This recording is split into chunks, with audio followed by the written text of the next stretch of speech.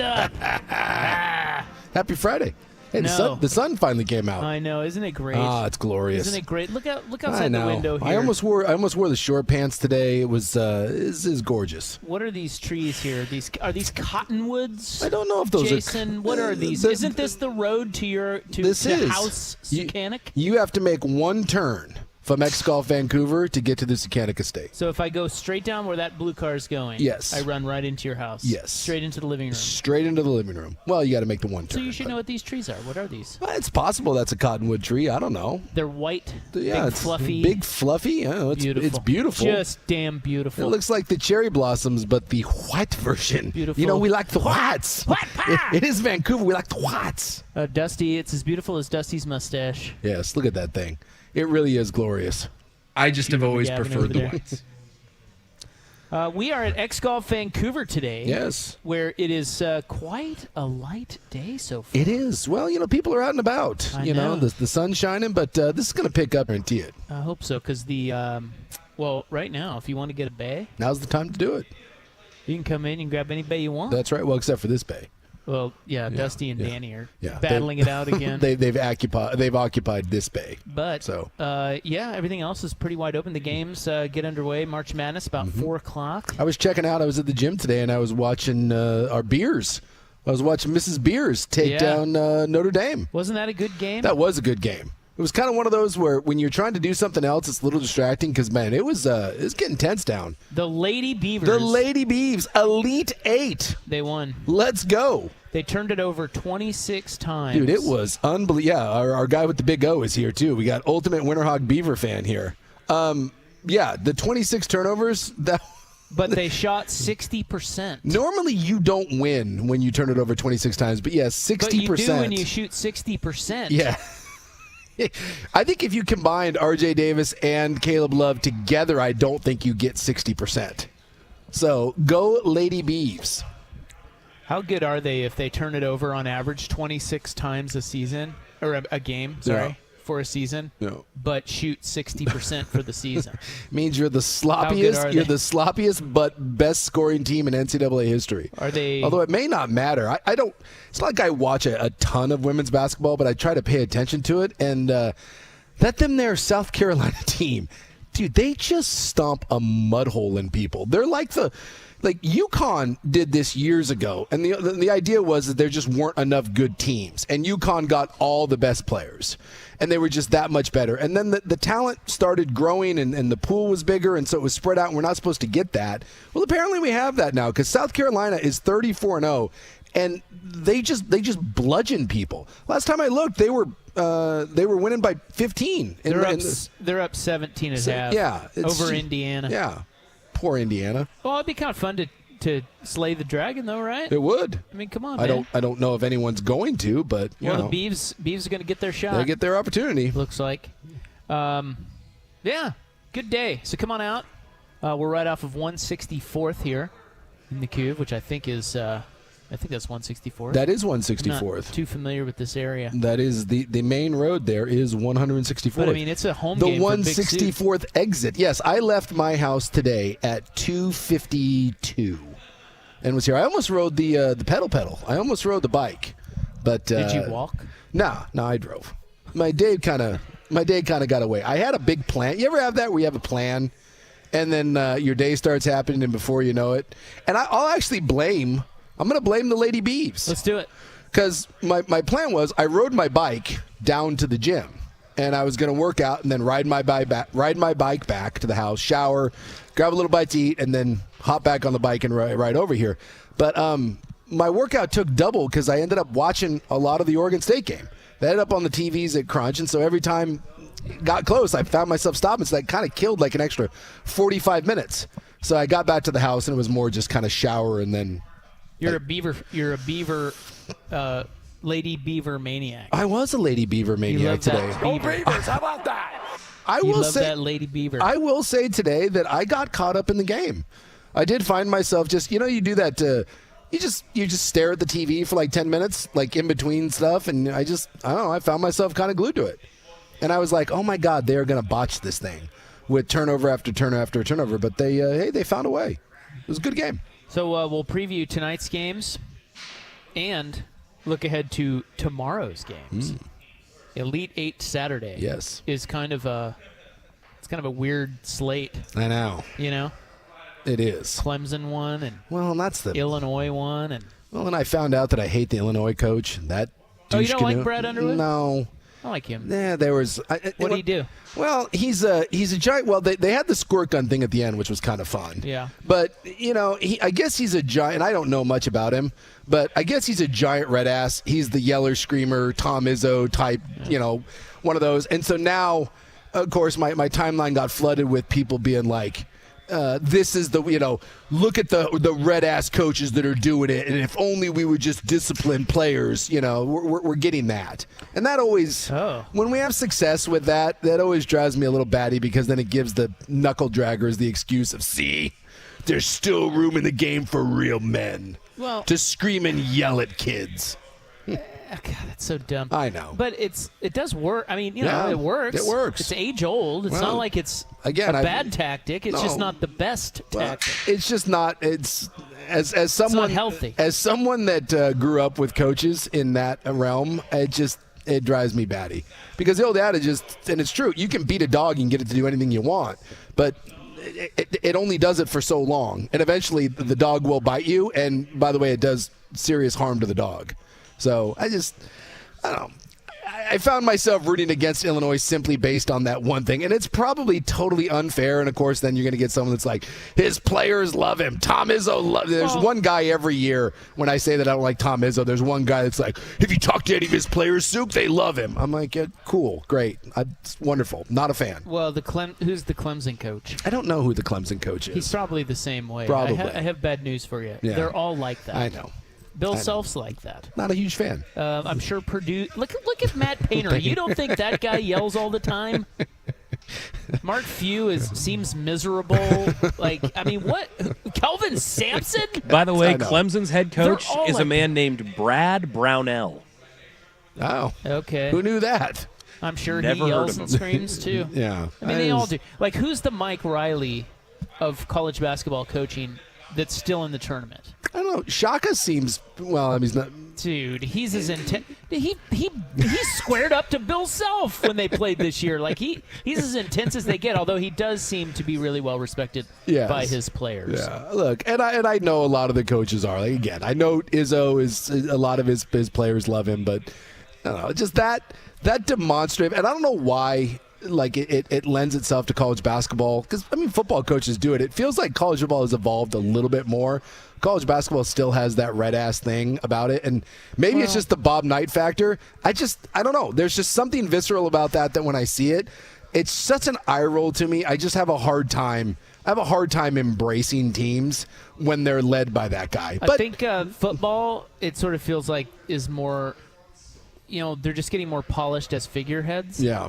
Because they have to juggle so much. Yeah.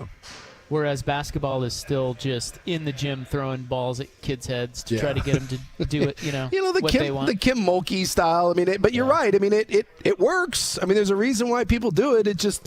Whereas football, you've got to zoom out a little more now. Yeah. And just be a little more polished. Yeah. Well, and like Hurley is a giant red ass. Oh God, I can't stand that guy. Speaking of what, now there's my Brad Underwood. Him in his red dragon underwear. God, I want him to lose so bad. I want them all to lose. I want Mulkey to lose. I want this South Carolina gal to lose. Yeah, Dawn Staley. I want maybe we just root for Mark Few, huh? Dan Hurley to lose. But see, Ruick's good. I guarantee you Few's an ass. Yes. Look, I'm not asking you to not be an ass. I'm just looking asking at the bracket. I'm just trying to. I'm just asking you to be less of an ass. Like, I'm setting the bar very low, right? Is it that just who is the least red ass coach? Maybe it's the left. Is it the Duke guy? Well, I can't root for we Shire can't root or for whatever. them. I can't root for him. Rick Can I? Barnes. I can't. Creighton's guy is kind of a. I can't root for. Nate I can't Oates. root for Duke. What about Nate Oates? How about that? Nate Oates. I'm sure he's pleasant. Nate Oates and his defending of the Brandon Miller situation. There's not one left. It's probably Shire. Or is that his name? Oh wait, Shire, right? Yeah, Shire, the Duke guy. Yeah, it's probably that. John Shire. That's terrible. I don't. The only guy I don't know anything about is the NC State guy. Yeah. So maybe he's great. People are saying the the Brownell or whatever that he is indeed a Bobby Knight coach coaching tree. So the Clemson guy. Yeah. All right. So how about let's pour all of our milk into the bowl of Kevin Keats. Let's go with at that. NC State. Let's that do is that. our Let's guy. go. That is our guy. All of it. A lot of milk. I'm all about it. Or we just hire Mike Riley to coach basketball. Oh, Mike Riley. Look, I'm not saying that everyone has to be, warm fuzzies and, like hugs and sunshine. There's just something about the college basketball coach with the bright red face screaming that just rolls my eyes. But, like, afterwards, the squirt gun thing, and although I didn't need to see him shirtless, but, I thought it was hot. And was it Musselman that does that all the time? He's always gearing down, right? Yeah, Eric Musselman. Yeah, well, add another one to that list. And he's done a nice job. They're in the Elite Eight for the first time since, 2008, 2005. And away they go. And that was like Darren Williams and D. Brown was on those teams, those Illinois teams. So we are at X Golf Vancouver. You should come on by for our show, watch some March Madness, play some gaff. Yeah. They have a bar. Well, that's the important thing. I love a good bar. Well, who doesn't? And they have food and everything. So we're here till 7. I did forget yesterday about the drop bracket challenge. Mm-hmm. I did not forget today. Oh, well, good. Okay. I did have someone that messaged me on Twitter or X and was like, hey, what happened to the drop bracket? And I was like, yeah. Well, it's coming up today. It was a chaotic show yesterday. We had a lot going on. Yeah, thankfully Buck reminded me. I forgot today too, but Buck reminded me about 20 minutes ago. Buck's Johnny on the spot. So we will get to that as part of our poll question. There are basically 8 poll questions today. Yeah, is what we're going to do. A lot of polls, multiple polls. We have a trade in the NFL. We have someone giving away who will be picked number 2 in the NFL draft.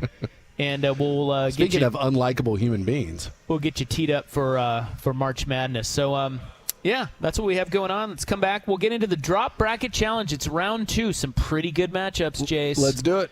That's next. It is 3:12 with Isaac and Suk from X Golf Vancouver. This is 1080 The Fan. Yeah.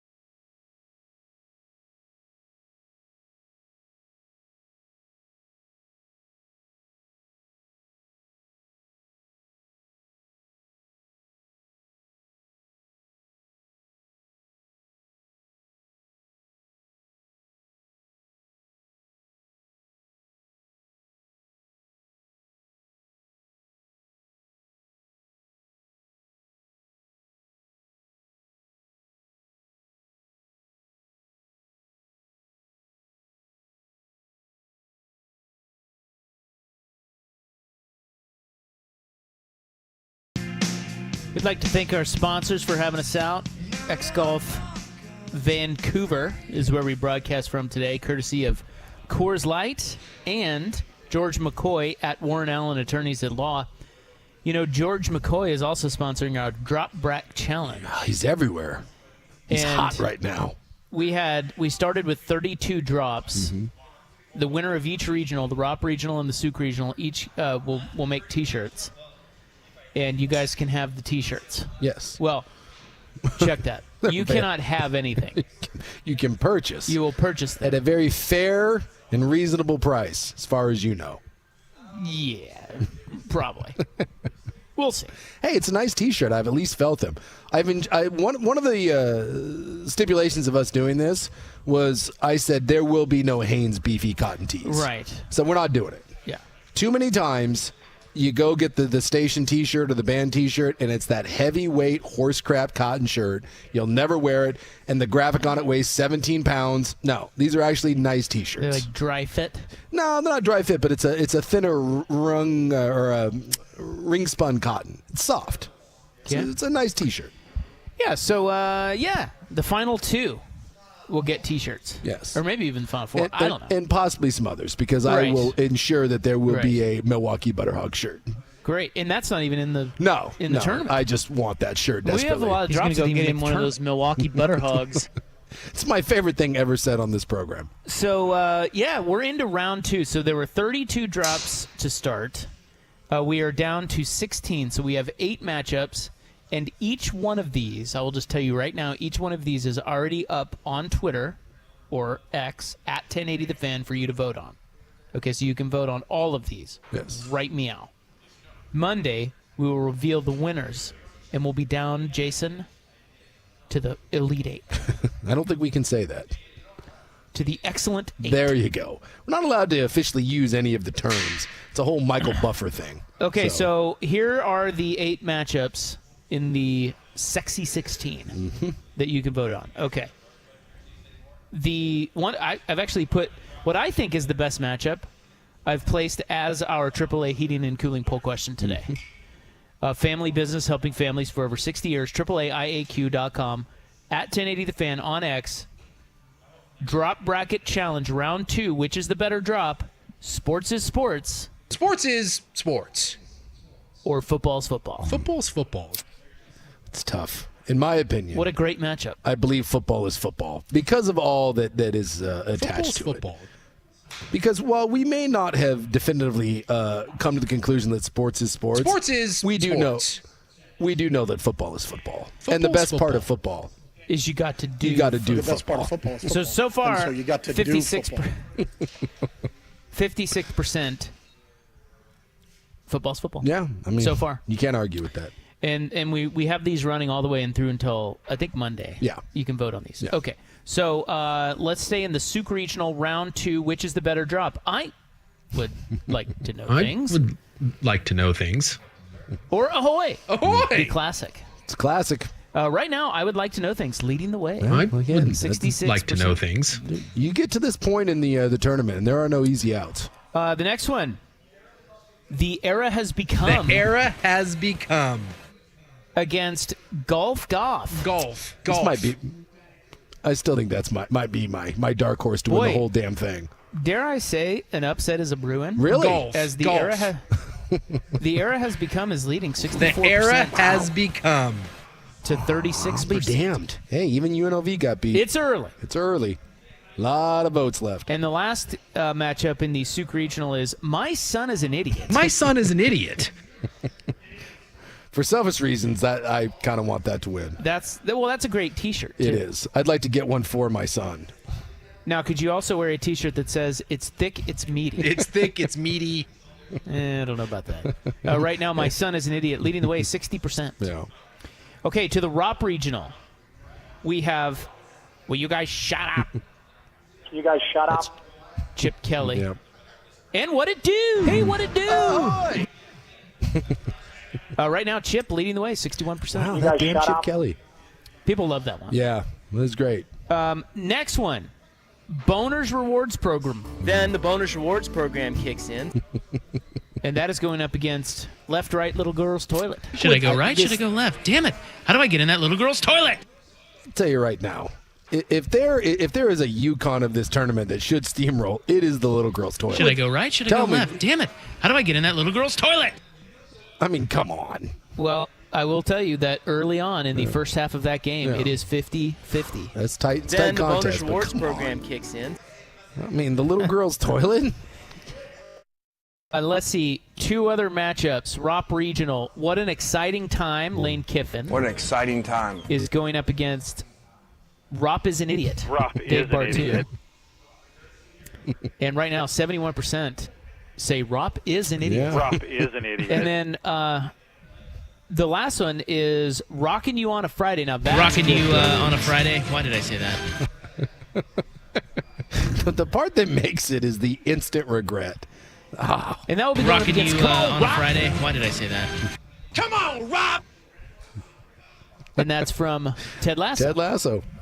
So those are the matchups. And right now, Rockin' You on a Friday is leading 57. Rocking you on a Early Friday? voting. Why did I say that? Vote hard, vote all weekend. So those are the 8 matchups. We need your votes. Go to our Twitter account at 1080thefan, or X, as it were, and vote on all of them. Show us the way. And tell your friends to vote. Yes, Because we know who should win each of these. exactly. I don't want upsets. Let's get it right. I want kids. chocolate. Exactly. Get it right. That's all we're asking out there is get it right. All right. Well, we've got 4 games tonight. Much better games than last night. Turned out the games last night turned out to be all right. The North Carolina one. Well, they always do, but I just mean matchups. Yeah, matchup wise. Yeah, but I mean it always gets Yeah. wild, gets good. Yeah, the Arizona one came down to the end. Boy, North Carolina, can you actively try to lose a game as much as North Carolina? Can I just say, I thought that kid Nelson, is it Nelson, For Alabama? yeah. The white kid with the mustache? from South Dakota State, I think it was. Dude, I thought he went out and won them that game. Yes. I mean, he was phenomenal. that was less about North Carolina gacking, although they missed some. Yeah, They missed. How many open looks can you miss? And why on God's green earth up 1 is your power forward out there jacking up a 3? Yeah, What? that one was bad. What do you do? Did you hear who was on the call? I don't know who that was, but he instantly called it out. Yeah, I think he just said something like He's like, that's not the shot you want. What? He's just like he was like all of us together combined. What? What are you doing?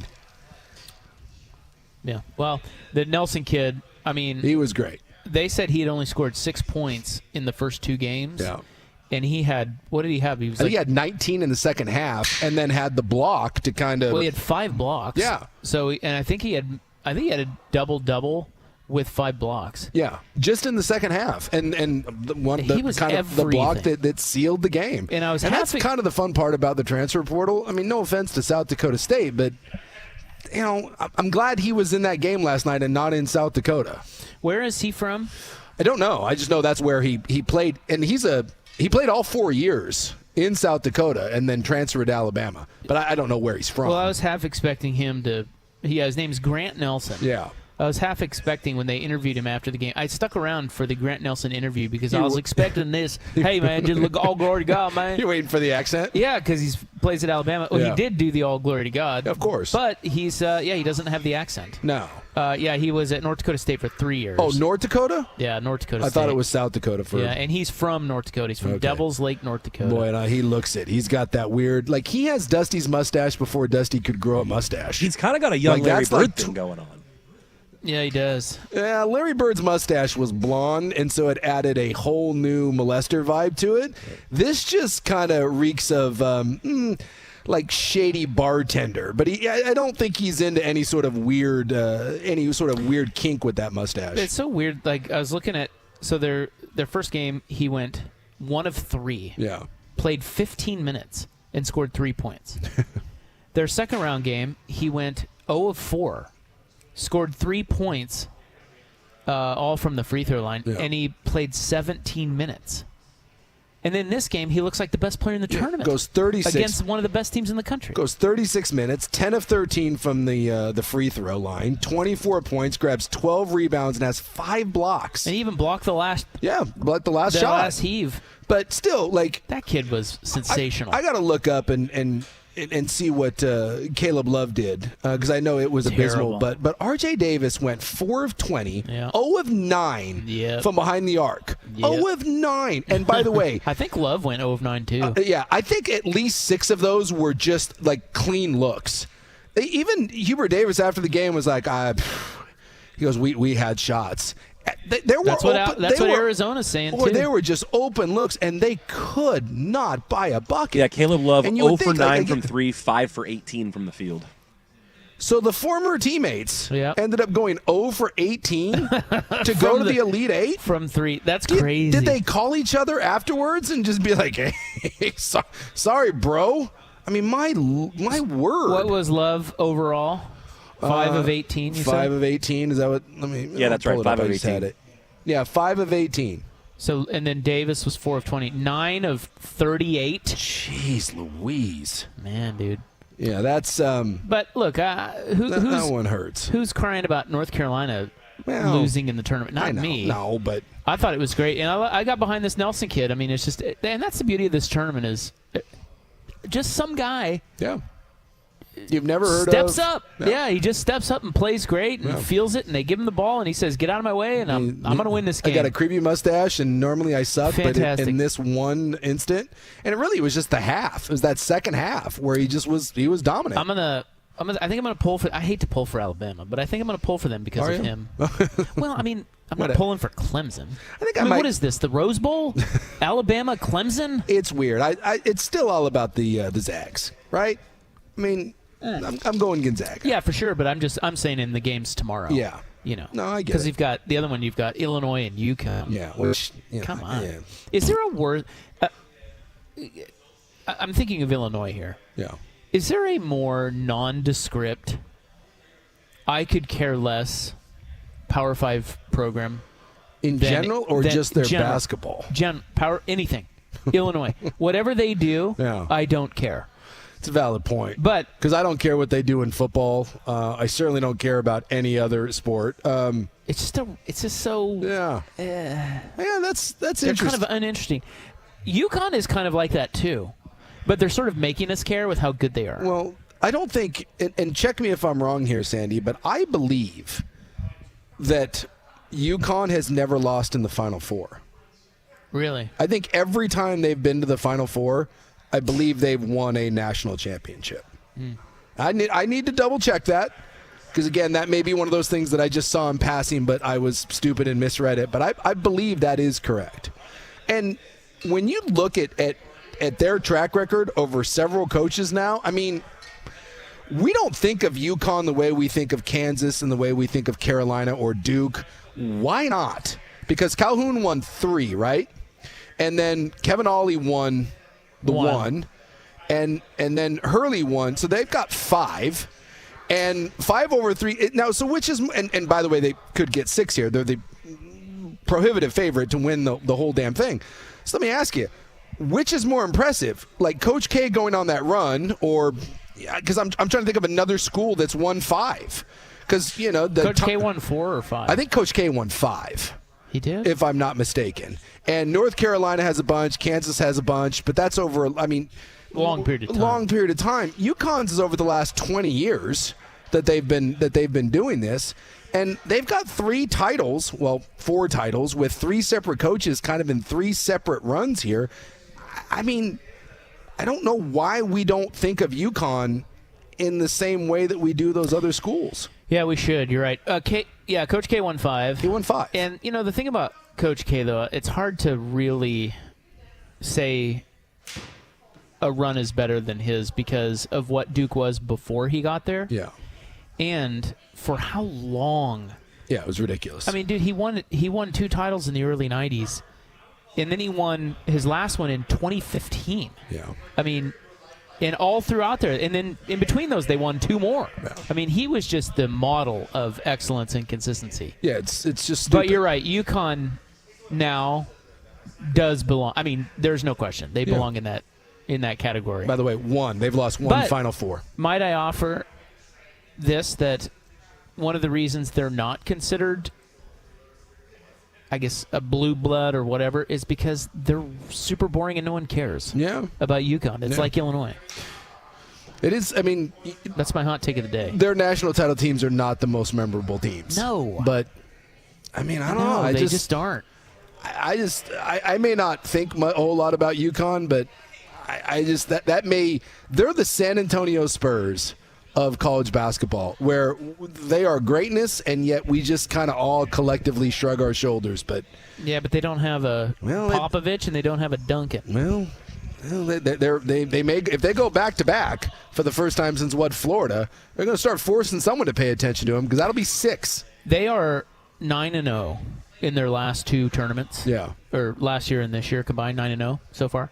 Their wins are by 24, 15, 23, 28, 13, 17, 39, 17, and 30. Yeah. They are winning by an average of 25 points per game. By the way, against Illinois, I think they're 9.5 point favorites in the Elite 8 matchup. Boy, I tell you, go ahead, bet against them. Go ahead, take it, do it. Don't do it. Bet it, dude. Go ahead, might take them, because I'll tell you what. Take them. Illinois is pretty impressive, even though they're boring and lame.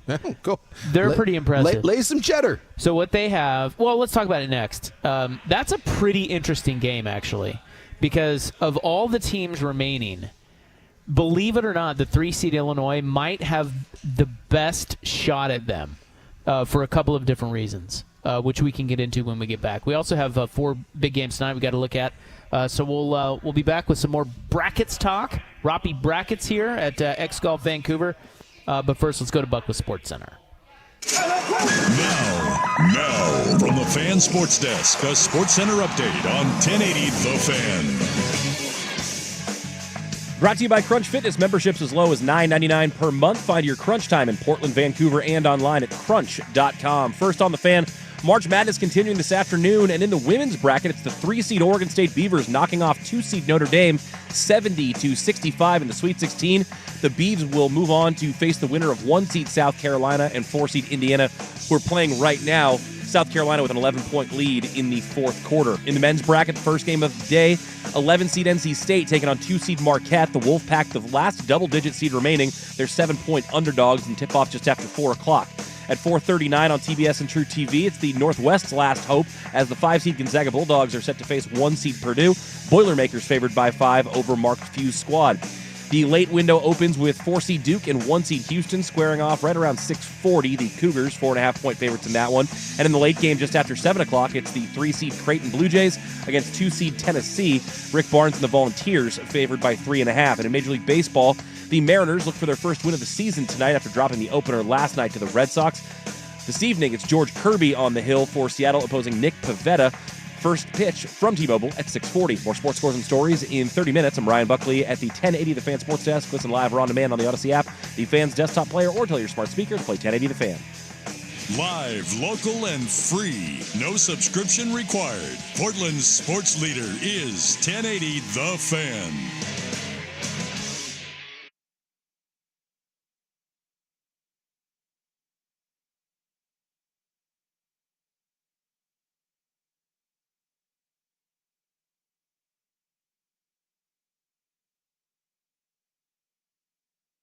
Do you have trouble getting in and out of the bathtub? Are you afraid you'll slip and fall entering or exiting a tub? Safe Step walk-in tubs can transform your bathtub from an area of concern to a calming refuge. Call them today at 1-800-731-4558 and save $1,600. Safe Step walk-in tubs and showers are proudly made in Tennessee and offer an ultra-low step-in, avoiding that difficult climb over a traditional bathtub wall. They also offer a variety of therapeutic benefits that may help soothe your aching muscles and joints, increasing your mobility, boosting your energy, and improving your sleep. Safe Step walk-in tubs are designed to easily fit your existing tub space and are often installed in as little as 1 day. Just dial 1-800-731-4558 today to save $1,600 and receive a free shower package. That's 1-800-731-4558.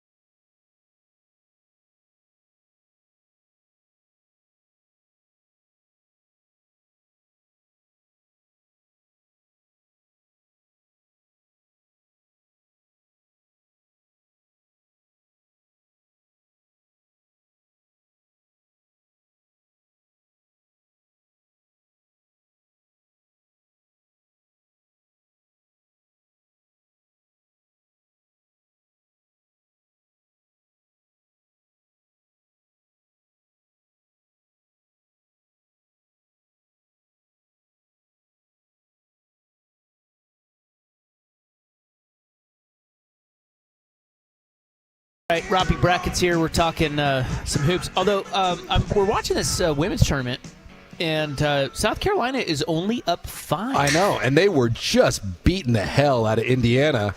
And I don't know if they're playing with their food or Indiana's, maybe got something for them. Because no one is, they're 34-0, and no one has sniffed South Carolina this year. Yeah, South Carolina was up 17 at half.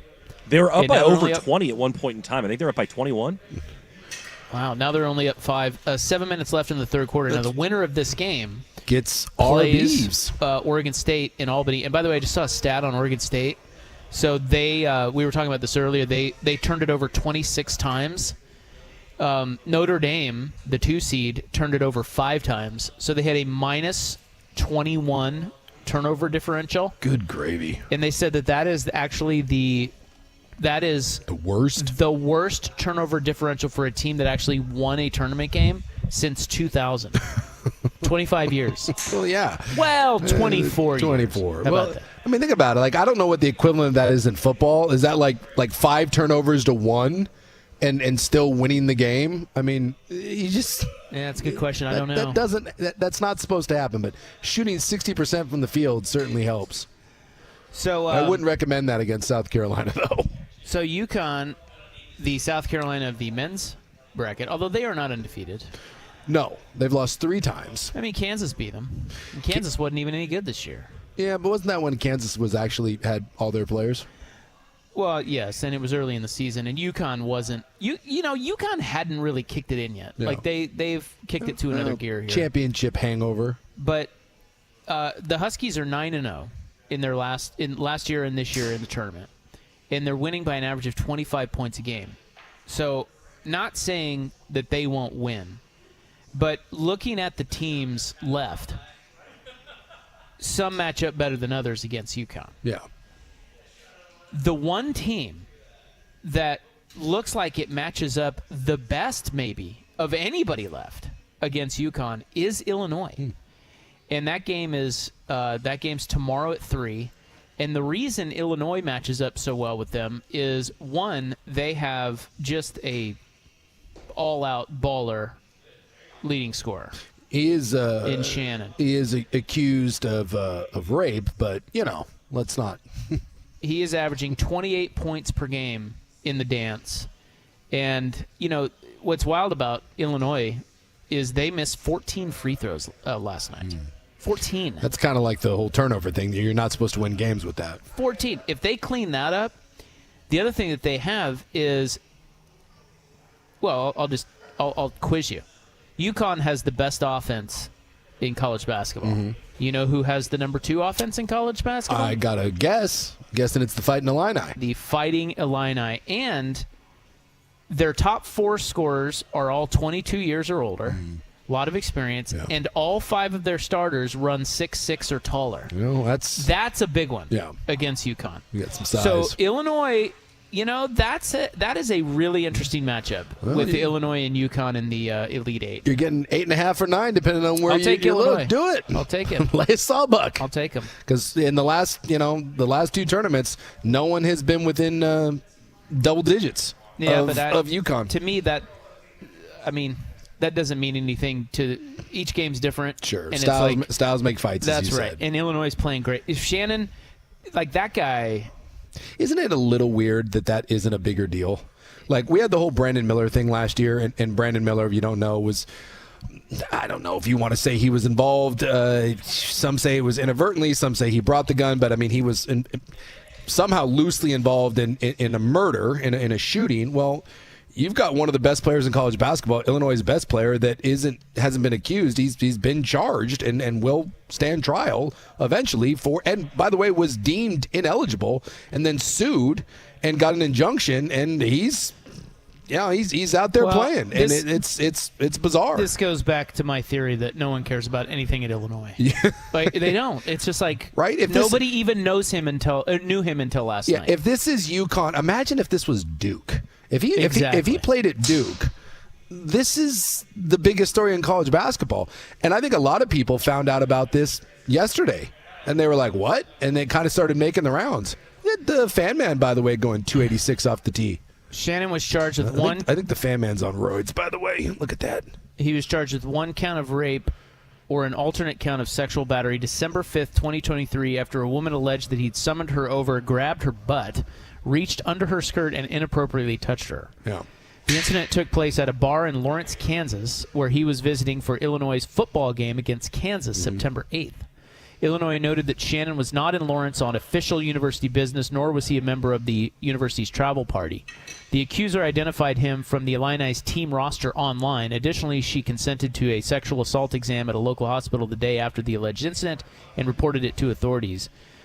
He was arrested. Yep. He was charged, or has been charged, with rape, and Illinois suspended him indefinitely, but he sued.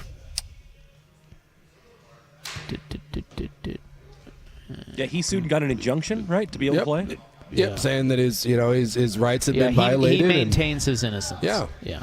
So, I mean, and I'm all for due process. It's just that normally this doesn't happen. Normally, due process means that you sit out while the due process goes through. But, he's out there, and it really hasn't been much of a story. And he is their best player. And it's because like with the Brandon Miller thing last year, think about what a big deal that was. Brandon Miller was not charged with anything. And they said that Brandon Miller wouldn't be charged with anything. He has been arrested. He has been charged, and he will stand trial. And that just, I'm trying to think the last time we had anything remotely like this. I mean, we had the Jameis Winston thing where he was accused, but again, there was an investigation, no charges filed. I mean, this doesn't, NFL, Major League Baseball, college, like this doesn't happen. And yet he is in the Elite Eight leading a team, and it's a for a lot of people, it's a non-story. And there's not much you can do with it until it's decided. Yeah. Right? Like when right now, it's just because someone has been charged doesn't necessarily mean they won't be proven innocent in a court of law. Yep. And when he maintains his innocence, it's a tough. You kind of have to wait and see. Well, that's the Matt Araiza thing, right? The punt god, where he got cut from the team that drafted him because he was under allegations, and then turns out he's not him. And I'm not here to say whether you should or shouldn't. What I'm saying is that we don't. Like this doesn't happen. When you are arrested and you are charged, you don't go play. You sit until this gets all figured out. And it's to me, I just think it's strange. To me, it's weird to see the praise heaped upon someone and talk about what a great leader he is, this and that. And meanwhile, he's been arrested and has been charged and will stand trial for rape. It's a very unique and fascinating situation, and I wonder what about this one is different than all the other times that we've seen serious crimes like this, and a lot of times not even people charged, just being investigated, and they still don't play. Yeah, I think two things. One, he plays for Illinois, and two, I just think if he is maintaining his innocence, I think a lot of people are like, they're backing off until they see what happens. Yeah. Because with Brandon Miller, we knew what had happened. Yes. I mean, and then it was a matter of whether you thought he was, telling the truth or not, or if he knew. But we all knew what happened there. Yes, and the DA came out and said there will be no charges filed. But this wasn't the case. So, I mean, like, I'm trying to think, like, was Kobe playing through that? Like I'm trying to remember because, I mean, obviously he had the knee injury. I feel like he was because I think he had to go back to trial to Eagle, Colorado during the season or even during the playoffs. I think he may have played through that. And he was, and then he settled out of court. But yeah, I think he may have played through that. I was just trying to think of others that were actually facing trial and potential long-term prison sentences and kept playing. There's another one where people kind of they kind of went forgot about it. And he paid, and that was that was it. That was it. And it didn't stick to him, really. Nope. No, man. I remember after he died, there were some people that brought it up, and then everyone got mad and were like, how dare you? And other people were like, well, it's part of his story. But, it's a weird thing. It's weird. Well, I was thinking weird. We are. People are weird. And sports can go a long way to what do we say? Cover, like, spreading bark dust on a situation. Sports is sports. Oh, did you really? Yeah. Do you have to spread it yourself? Oh, God, no. No. Landscape company comes out, drops it down. They do a great job. Smells great. Looks great. Gotta love it. Yeah. Spendy, though. Spring. Bark is spendy. All right. Coming up next, we wrap up Roppy brackets by looking at tonight's games. It is 3:51 on The Fan. The Fan is live on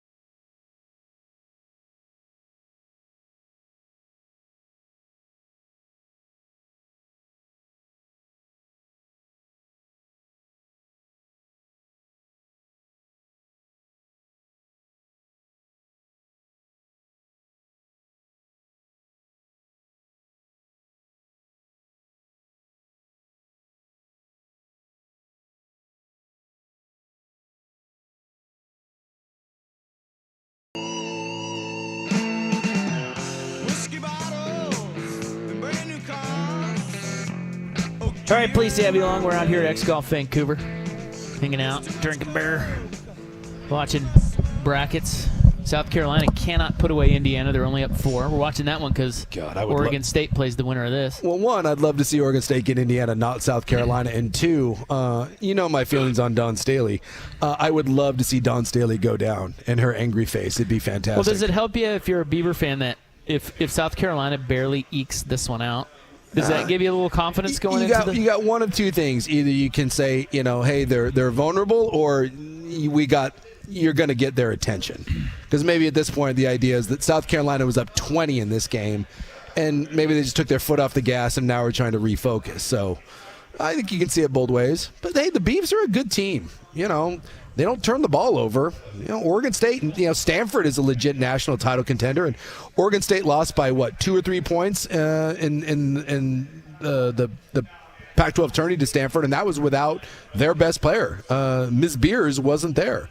So if you're the Beavs, I don't think you're scared of anyone. I think you can go in there and punch. I mean, you're obviously going to be a big dog, but everyone's going to be a big underdog to South Carolina. One last UConn note. Did you see what Mike Greenberg said about them? No, like Mike and Mike, that Mike Greenberg. Oh yeah. Once he, there is only one Mike Greenberg. I was like, is that Greenberg? I was just thinking Mike and Mike, and I was like, wait, that is Greenberg. He's still doing like the Get Up or whatever. Yeah, I think it's called Greeny. He does. The show is called Greeny, and it's on ESPN. Greeny? I thought he did. I thought he did something else. He also he hosts Get Up, but he has his own solo radio show, Greeny, as well. Okay. Boy, he just punted his on his partner. Huh? Oh yeah, there's a whole thing there. Mike. Yeah, like 20 Golick. years. Yeah, 20 years together, and Greeny had enough. He said that this UConn team could make the East playoffs in the NBA. Oh, shut up! That's what he said. God, I hate that. You know what? To counter that, somebody asked a bookmaker what they would make UConn against like the worst team in the East, and I think they said the Charlotte Hornets would be favored by 45 over UConn.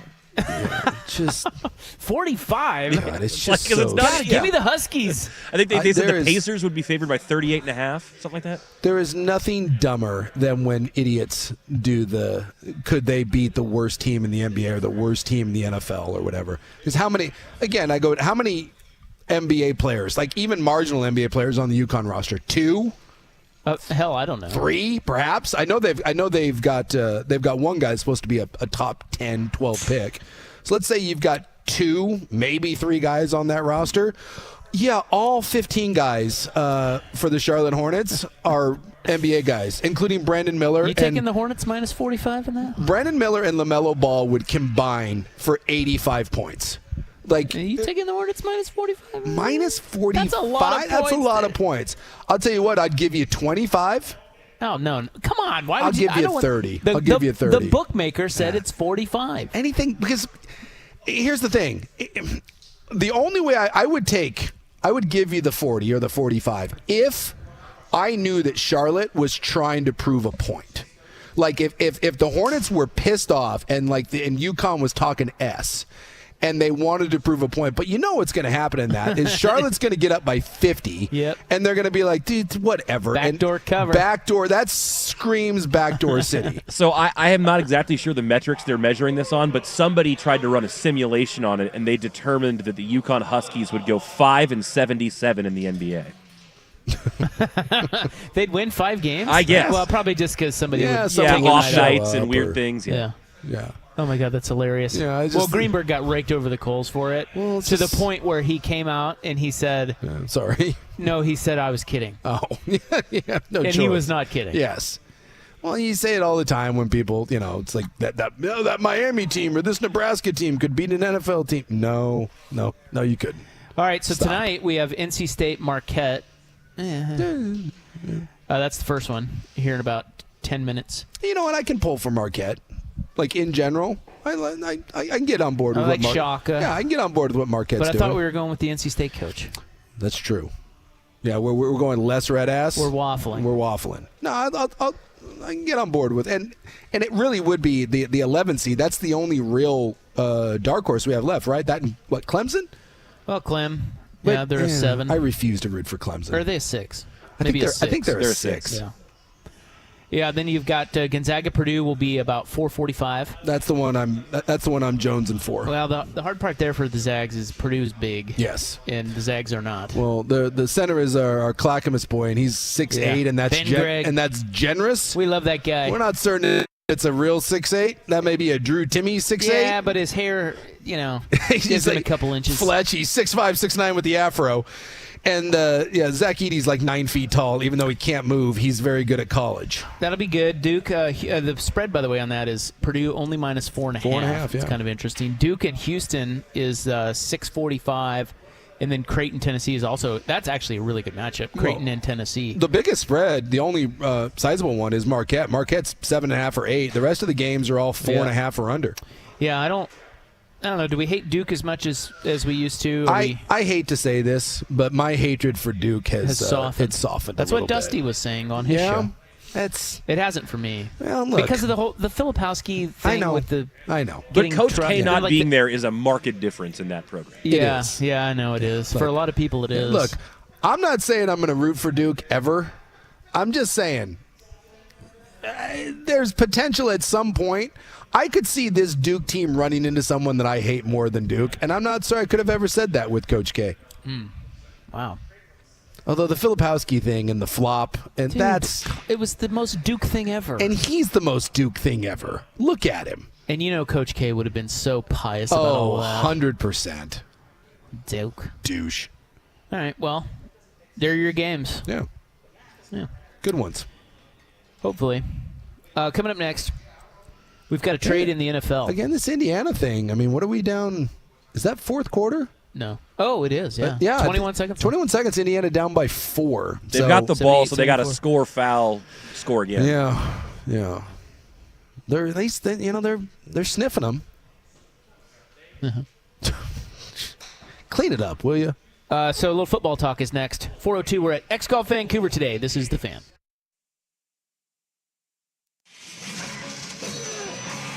The dogs have their day. I'm Chris Mack here to help you beat the books with BetQL. After a chalky round of 32, 3 underdogs barked and 1 outright in Thursday's round of 16.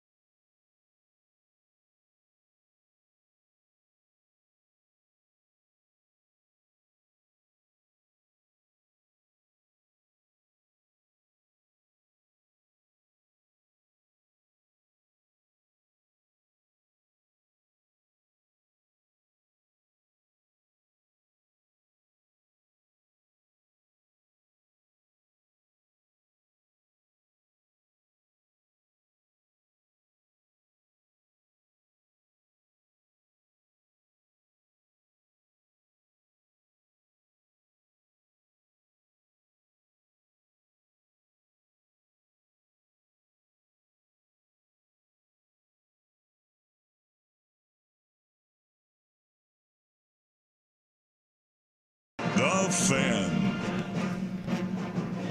All right, we're up in Vancouver today at X Golf, where we're watching both the women's and men's NCAA tournaments. South Carolina, the 1 seed, 35-0 now. They beat Indiana 79-75. Yeah, they were up big in that, and Indiana hung around. They had it within, they kept 4 with about 40 seconds left and just couldn't get any closer than that. Significant because the Gamecocks now face our Oregon State Beavers. Well, and if the Lady Beavs don't turn it over, maybe they got a puncher's chance against South Carolina, who is undefeated on the year. The Beavs beat Notre Dame, the 2 seed today, 70-65, turning it over 26 times. But shot the ball at a 60% clip. So I don't know about you. I wonder when you're playing a team like South Carolina, and this may also apply to the Illinois-UConn game on the men's side that we were just talking about. Mm-hmm. But when you're playing the best team like South Carolina and UConn, I would rather get them when they only have a day to prepare. Yes, right, like 100%. As opposed to the Final Four game, they've got the week leading up. Yep. Or Sweet 16 game, they've got the week leading up. I would rather get them quick. Yeah, and that's what Izzo, I guess, does this. I was talking about after that first win in the tournament. One of the Izzo's players were saying that during the year, sometimes Michigan State they'll take early preseason games and they will do it on 1 day prep. Just for that, because they said it's such a kind of a unique thing to have no time, and I think it is hard for some teams. But you're right. I would much rather have a team on 1 day's notice than have the whole week. So I think and if you're a Beaver fan, real quick, someone kind of pointed this out on the Vancouver Ford text line, but the men's team's not that far removed from a Final Four, or not a Final Four, the Elite Eight. Yeah. And last couple of years, your football team's been a top 25 team. You got arguably the best baseball program, or one of the 2 or 3 best baseball programs in the country. You got a women's basketball team now, that's going to the Elite Eight, and you got good TV numbers across the board, and you're not in a conference. I think it's just frustrating. That has to be maddening. I'm sure it is, but who knows? Maybe over the next couple of years they'll find a home and straighten this out. But you're right. Like that should be. They've done a nice job with that athletic program. You're right. Across the board. You're right. So Scott Barnes should not be fired. It's done a nice job. It's just kind of one of those where you were the victim of some circumstances. It certainly wasn't anything you did. So now to football, we have a trade today. Yes. The Jets added Hassan Reddick.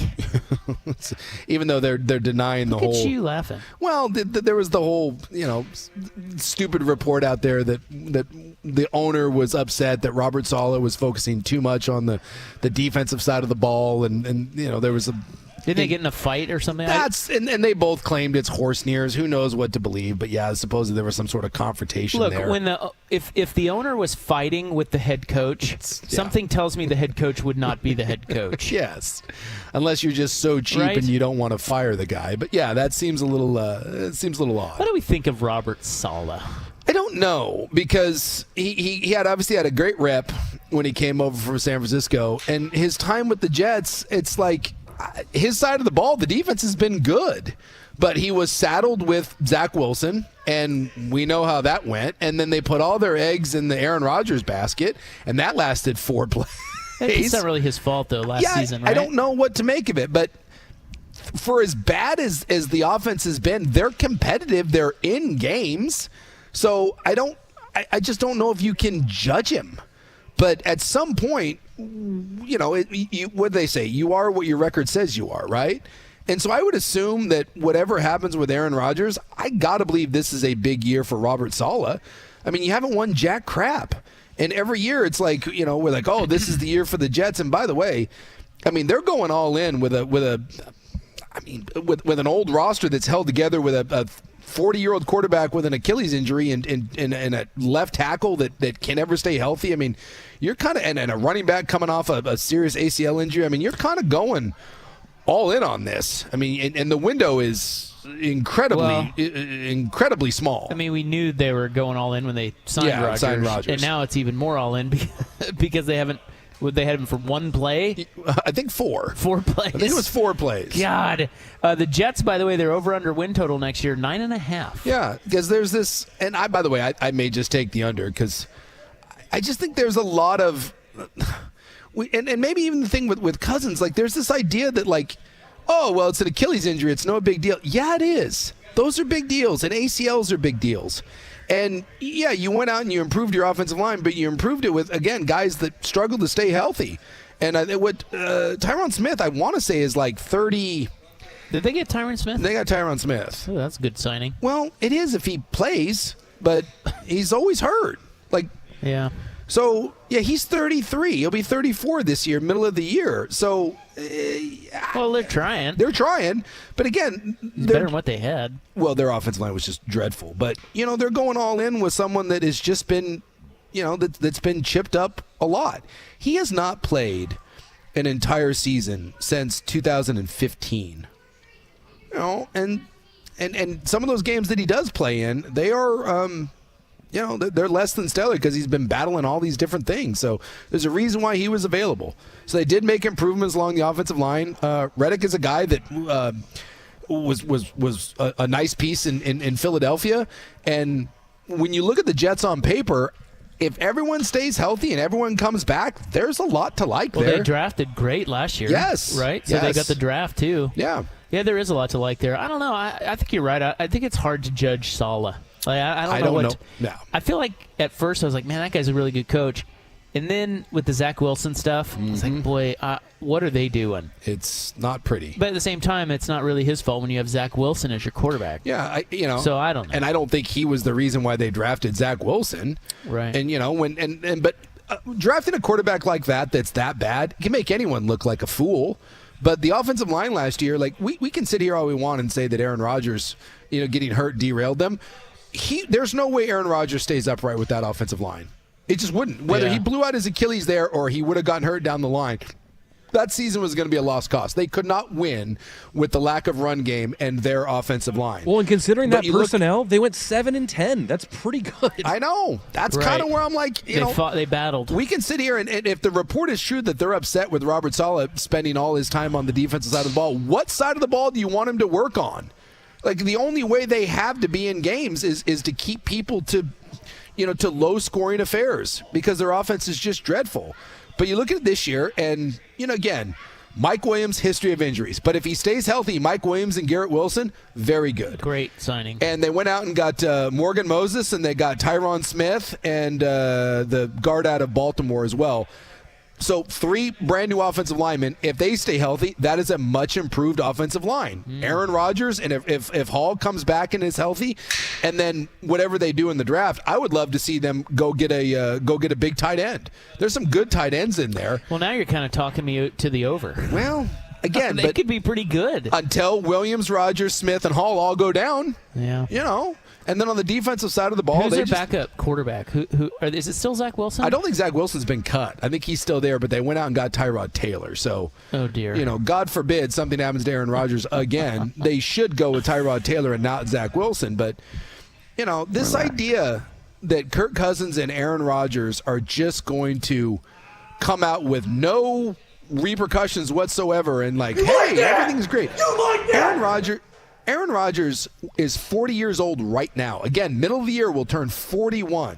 And I know he's down there getting stem cells and on HGH and peptides and everything else that he's going on, but Father Time is undefeated.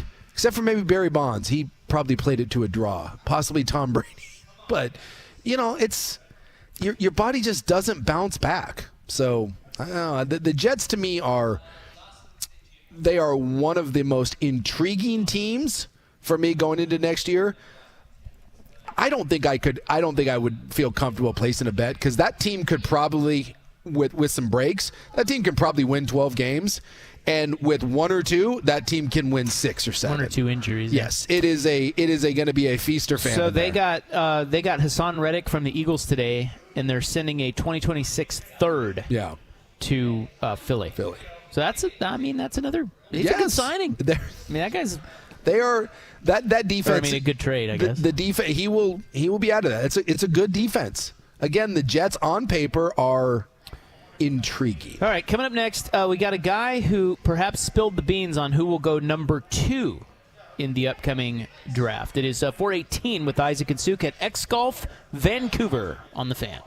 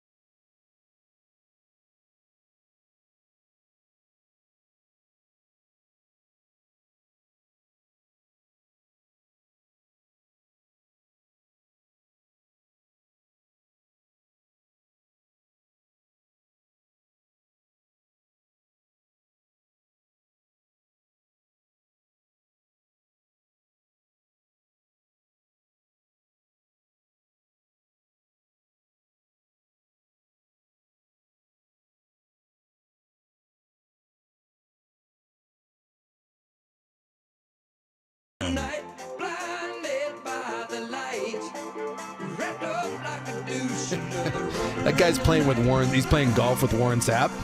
And he goes, Byron? Yeah. He's like, he goes, hey, should I say hi? And I started laughing. And I said, there is zero chance, and I mean zero, that he has any idea who the hell I am. And he's like, none? And I was like, no. I don't know. I said, there may be a chance that he'll do one of these. Like, yeah, I used to give him rides. He was that weird white guy with that would walk everywhere, and he may give you one of these. Oh, yeah, that guy. And that's code for, I vaguely remember giving some dumbass a ride a few times, and I have no idea who he is. Well, I think he should try it. I mean, he's got to ask, right? I said, hey, man, go for it. Yeah, because you asked, was it Gruden, or didn't you see Gruden? I didn't ask. Mike Tirico. That was the Mike. Oh, that's right. Tirico said, hey, this guy used to play for you. Yeah, I was working out. We were at the national title game, and I was working out in the gym, and Mike Tirico and John Gruden came in. And Tirico comes up to me and is like, hey, you look like you played. And I was like, nah, it's a little bit long time ago. And he said, where did you play? I said, BYU. And he said, did you get to go on and play? And at that point, Gruden has now wandered over to join the little powwow in the corner. And Tirico, and I was like, nah, I had a cup of coffee. I was like, I didn't play or whatever. And Tirico wouldn't let it go. He's like, who'd you play for? And it was very awkward because now Gruden's standing there. And I was like, nothing. I was just like, I was practice squad guy. And he's like, who did you play for? And then Gruden was like, yeah, does like maybe I know what, coach. And I was like, I was with you, the Buccaneers. And Tirico just thought it was the greatest thing on earth. And Gruden was pissed. And Gruden Why was he pissed? Because he got embarrassed. Because Tirico's just cackling. Well, how is he supposed to remember you? And that's what I said. I was like, dude, I tried to do that. Dude, don't worry about it. I was like, I was nobody. I was like, I was a dumbass practice squad guy. And Gruden's like, well, we got a lot of those guys. I'm like, I know. No big deal. Yeah. And Tirico's like, bah! And Gruden was so flustered. And, he left. He left the gym. And Tirico's like, that's the best thing ever. He's like, oh, my God. And I was like, it's like, why did he just... It was almost like he knew it, like Tirico was a setup. I love that. It was just, I felt like such a chaunch. Maybe Tirico doesn't like Gruden. It was just... And he was trying to embarrass him? I don't know. But it was, and That's great. That was like, if I like Warren Sapp, that was like what, 20, God, I'm old. That would have been what, 2002, right? They won 2002, 2003, something like that. That long ago? Yeah. Damn. 20 plus years. I promise you that the only thing that he would vaguely remember is maybe that I would walk. Because that's where he would pick me up. He would see me walking. 2003. 2003. So 21 years ago. He may vaguely remember that there was like this dumbass that he took pity on and would give rides places someplace. And that he would, occasionally I was allowed to tag along to like Mons Venus. Well, At which point he would leave me after being there for 10 minutes because he would go gather his talent and then leave. And then I'd be sitting there like, well, find my own way home. Well, I really feel like one of our listeners who was here, Byron, is the guy who's going to play with Warren Sapp. Yeah. I feel like he needs to needs to broach that. We need another one of those stories. Yes. Let's get it as awkward as we can. Except I don't like Gruden was awkward. I think Sapp will be like, who the F are you talking about? What? No, that dumbass? Like, screw that guy. I don't know him. I don't know that guy. He's lying. He did give me a pair of shoes once with his number on them. That was kind of fun. I would say this. For someone who could care less about me, who was not the best of maybe people in some people's minds, he was always very nice to me for unknown reasons. I couldn't tell you why, but he was always pleasant to me in a very condescending sort of way. He seems like kind of a fun guy.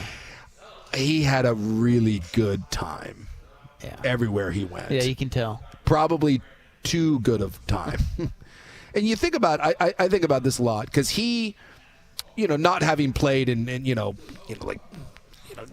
all my stuff was preseason and I got some idea of what some guys were like 2 or 3 plays and in preseason games, but practice, he is the best football player that I ever saw that close because I saw him every day in practice and he was so good. I mean, he's the Hall of Fame, for God's sakes. I never, and and I'm saying this in a complimentary way. I'm not trying to degrade him or whatever. He just, how do I say it? I'm not saying he didn't care, and I'm not saying he didn't work, but he was never in great shape, and he didn't dedicate himself to lifting weights or he just. He was just a natural. He was a natural, but he was really smart too, and he cared about the game, and he was a student of the game. He just wasn't a grinder. I just wonder. No, like you look you at want a little Aaron Donald out of him. If you took Aaron J.J. Donald's Watt. if you took that work ethic Right. and you put it in his body, and he was in better shape, and he took care of himself, and he hired a nutritionist and all that, and had that Mamba mentality, I shudder to think how good he could have been, because he was stupid all-time good with maybe not the most effort. It was kind of like a Randy Moss sort of situation. And to see that up close and personal was alarming when you think you're good and then you see someone that is that good. And you're like, oh, yeah, that's much, much different. Brian Kelly news, before we get to in the news here. He, of course, coached Jaden Daniels. Yes. At LSU. Mm-hmm.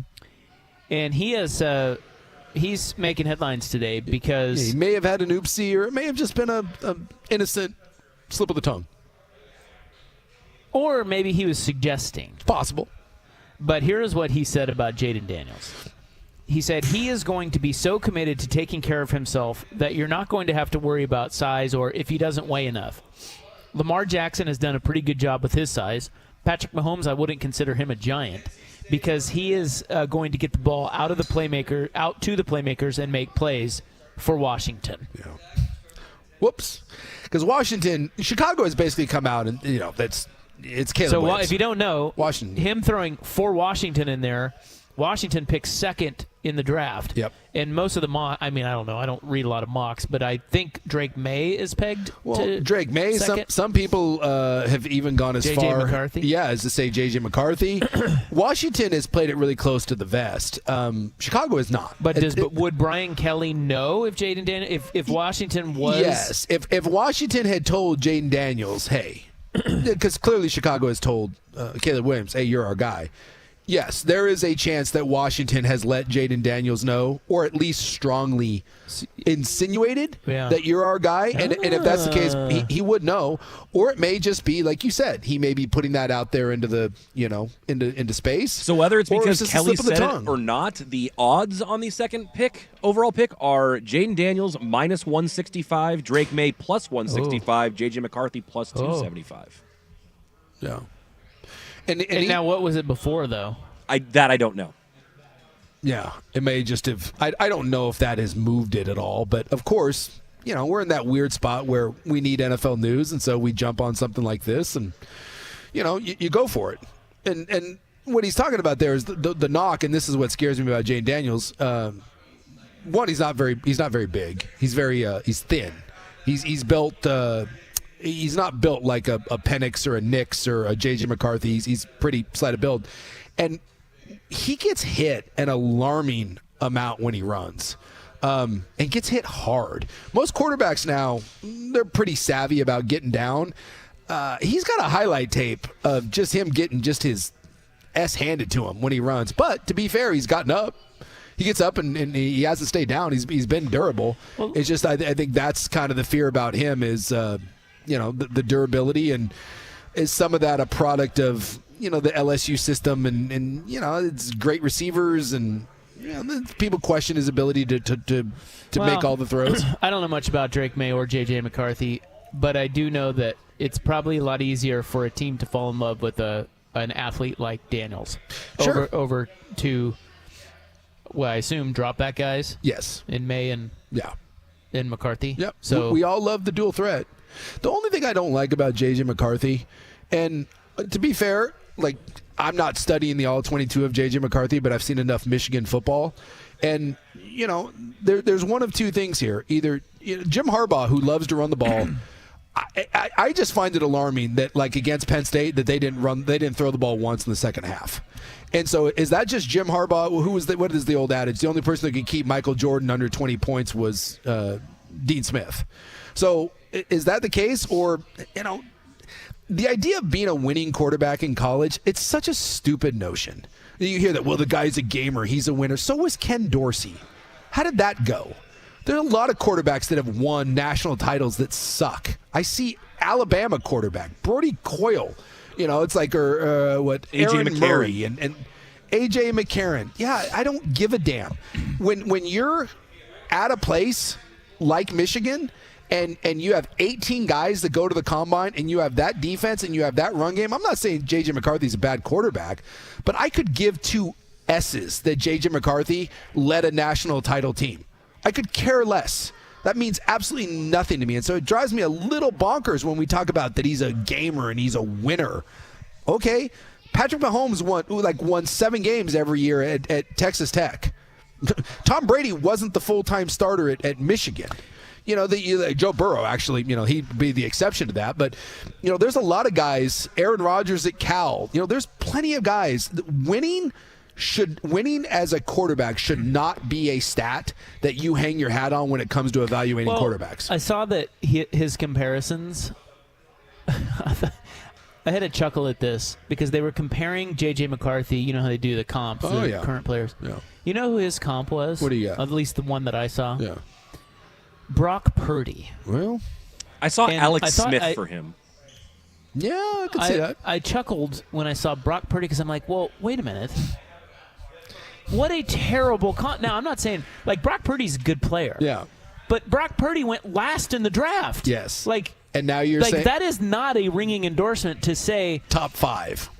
Yeah, that this guy is a top 5 player that we are comparing to a guy who was Mr. Irrelevant the year before. So let me ask you this.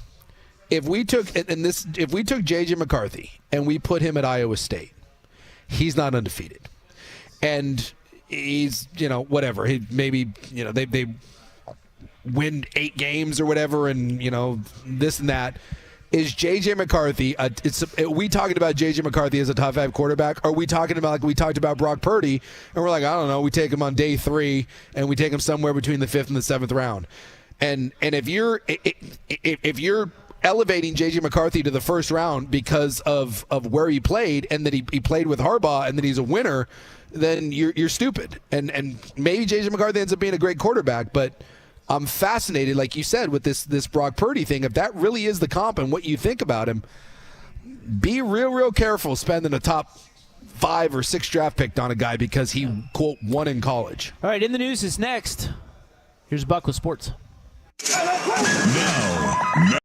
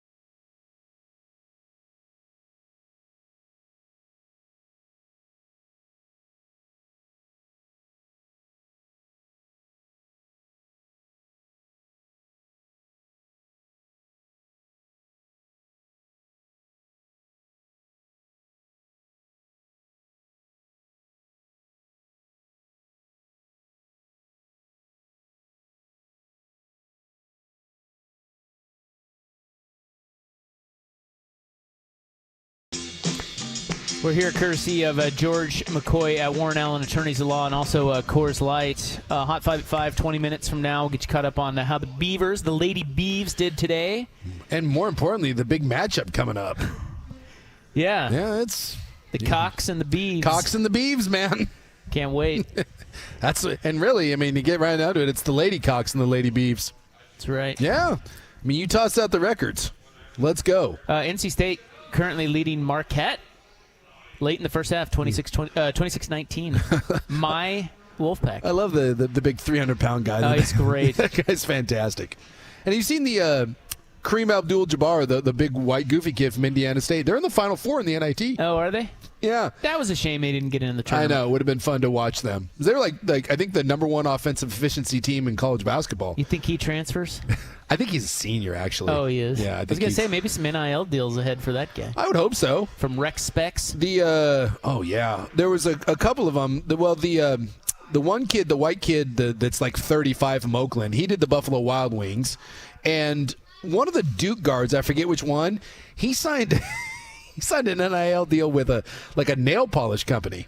And he's got an ad out there where he's painting his fingernails like Duke blue or whatever, and at the end of it, like kind of a nod to the Caleb Williams. At the end of like the commercial or whatever, he says, "Sorry to all you men out there that can't handle this." Yeah, he signed a beauty supply deal. Okay. There's another good one. The pesticide company, Raid, they signed Jeremy Roach from Duke to a deal, and then a gal in the NCAA women's tournament whose last name is Bugs, Buggs. So Bugs and Roach got a Raid deal for NIL. That's fantastic. There you go.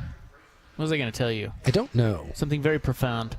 Gonzaga Purdue underway as well. So now it's rolling now. But anyway, we'll get back to all that stuff next hour. Right now, no! By the way, old Kareem, the Kareem Abdul-Jabbar, he's only a sophomore. Yeah, see, I bet he transfers. So he could get some NIL. You know the Nelson kid for Alabama? Yeah, he made him some money last night. Oh, 100%.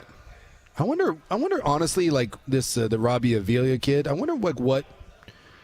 I mean, I know he's a great story. Like, would a big program want him?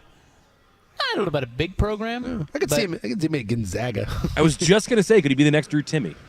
Yeah, he's 6'10", you know. Hey, Gonzaga needs some size against Purdue. Call him up. Where's he from? He is from Oak Forest, Illinois. Maybe he'll go to Illinois. Yeah, maybe. I mean, he's playing well in Indiana State. Right now it is March 29, 2024. It is time for In the News. I'm your noted newsman. Hello, thank you. Thank you so much. Purdue Gonzaga is already a classic. What do we got? Well, it's 2 minutes in, but it's already a classic. It's already. Yeah, this game's going to be great. You can tell. You just look at it. It's trading blows. The intensity. It's 6-5. North Carolina State, 26-19. Chaotic. Back and forth. Our Zogs. It is National Mom and Pop Business Owners Day. Love a good mom and pop business. Try to frequent those whenever you can. And it is Smoke and Mirrors Day. Huh? Like Smoke and Mirrors. Like flim flam artists? Like the magic, like Smoke and Mirrors, it's. When I think of smoke and mirrors, I think of like bad things, like someone's like deception, deceit. Yeah, deception, deceit. Well, yeah, isn't that what it means? Like it's but like so we have a day way, for it, like celebrating being deceptive. Like the magician thing, I get it because that's fun. But normally when something's smoke and mirrors, it means you're getting screwed. It's like a Ponzi scheme. It's all smoke and mirrors. Huh. Let's go back to the mom and pops thing. That's better. I love a good mom and pop store. The Portland Regional is underway. They're saying it will bring in more than $3 million to our city, which seems shockingly low to me. I don't know how they come up with those numbers. Yeah, but, I have no idea. Couldn't tell you.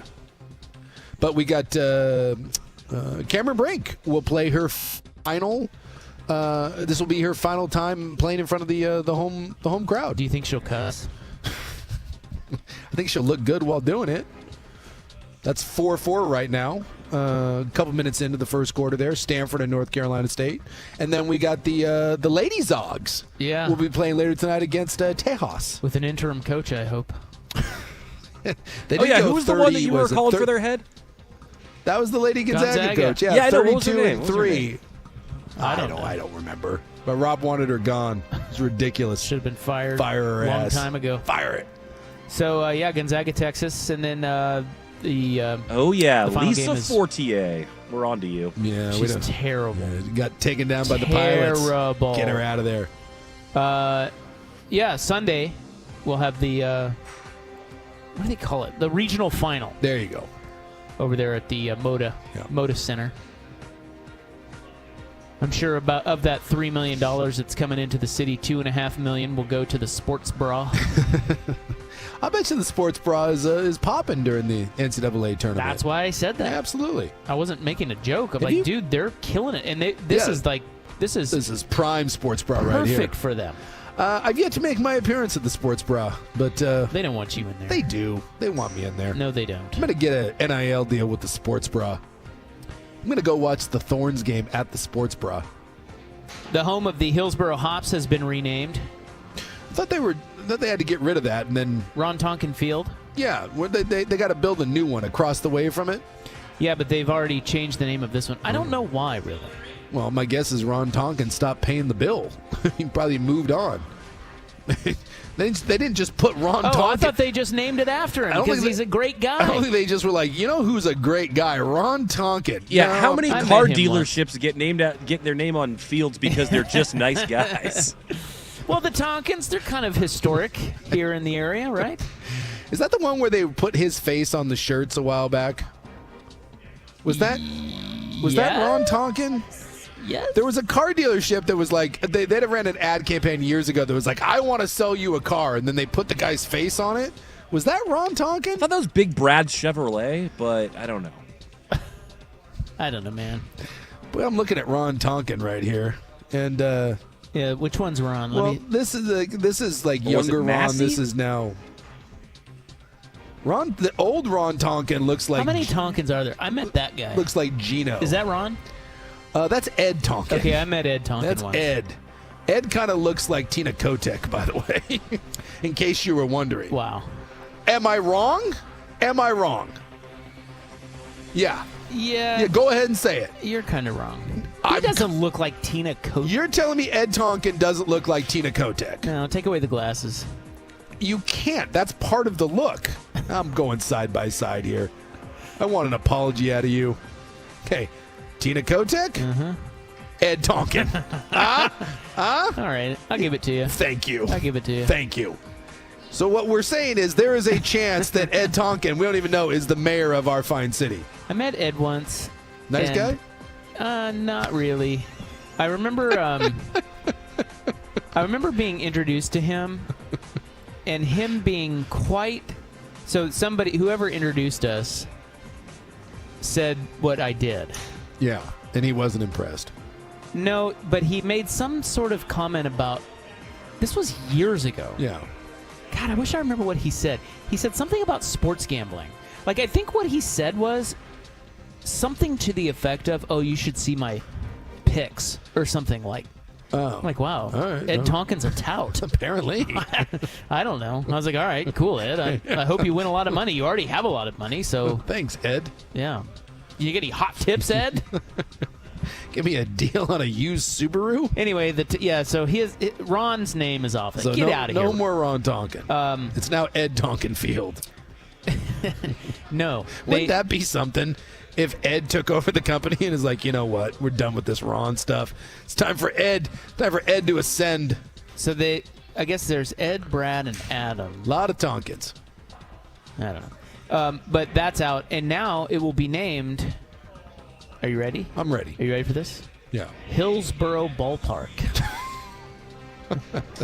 That's code for we don't have a sponsor, so we're going to change it to Hillsboro Park until... well, that was the original name. Yeah. Hillsboro. But this is just an interim thing until we can get someone else to put their name on I'll tell you who would not be having that name. What? The Portland Pickles. No. The what? Yeah, we know, Yeah. Dusty. Thanks. Don't you have your own show? Thank you. Yeah. I'll continue to not listen noon to 3. Get out of here. Good times. he was informing us that they were building a new stadium, which is what we were just talking about. Yeah. Leave it to the professionals. Is the new stadium going to be Ed Tonkin Field? I don't know. 12-7 Zags. 15-7 Zags. Right. Wait, 12-10. Wrong team. Great game. This game is great. We're doing great. I love this game. The last Portland McCormick and Schmicks is closing. Oh, gosh. I used to be a McCormick and Schmicks guy. Did you just go, oh, gosh? Yeah. Oh, gosh. I used to love going to McCormick and Schmicks. Me too. There's the one down I'm not on, happy about this. No, there was one on the First and Oak, and then they had the Harborside one. Yeah. The Harborside one is great. That was a great view. Is that the last one that's hanging around? Yeah. There's Oh. one in Tigard, but this one's closing. I'll tell you about it in a second because now I'm being yelled at by It's our probably producer. Being yelled closing at by- because you both used to love it. Yeah. That's true. Haven't been in I think years. it's becoming the Ed Tonkin Grill now. All right. In the news continues next, hopefully without Dusty, on the Fan. This is the Fan's Window into Sports, a view into today's top stories. Brought to you by Window Nation, online at windownation.com. Riding down to third, a chance for two. Beatty to second for one. A tough pickup from McNeil. Are they going to call the out? They are.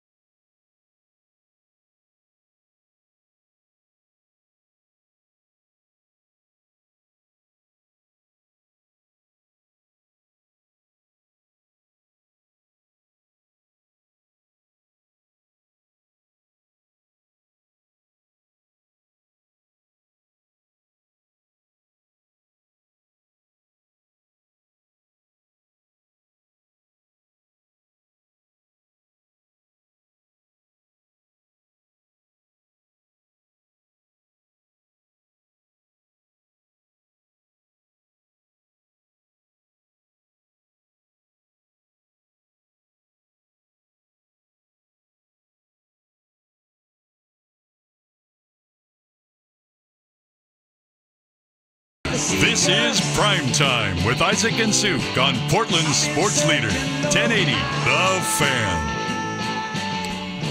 All right, just time for one more story here on In the News, and we got to move on to some hot sports talk and the Hot 5 at 5. I did tell you that the last McCormick and Schmick's restaurant is closing in the city. Yes. Of course, McCormick and Schmick started here. Yeah, it's a nationwide. I don't know if it's nationwide, but it's, they've got them in California. And Yeah. It's a nice chain, but it started here. Yeah. The original one closed several years ago. Yeah, that was one on First and Oak, right? Yeah, I think that was the OG. That was the OG. And the River Place one is now closing. Sunday. Really? Yeah. That's sad. That was one of the first places I went in Portland. When I'd never been to the Northwest or even close to the Northwest in Portland until I ran golf tournaments for the American Junior Golf Association. I was an intern. Got the West Coast swing, and Portland was one of the stops, and the weather was beautiful. And they took us down to that right there on the water. Yeah, the Harborside one. Yep. Yeah. I think it's the same one, right? Yeah, same one. River Place is that. River Place, yeah. Harborside, same thing. Yeah. And man, I remember being so blown away by it was a vibe, right? The And there was scene, the weather. And there's a really cool that had stadium seating, so you could sit up high and look out over the water, and wonderful place. yeah, it was fantastic. Good happy hour as well. Soft spot in my heart for that place. Me too. Rest in peace. Yeah, I enjoyed going there. I went there with the late wife many a time.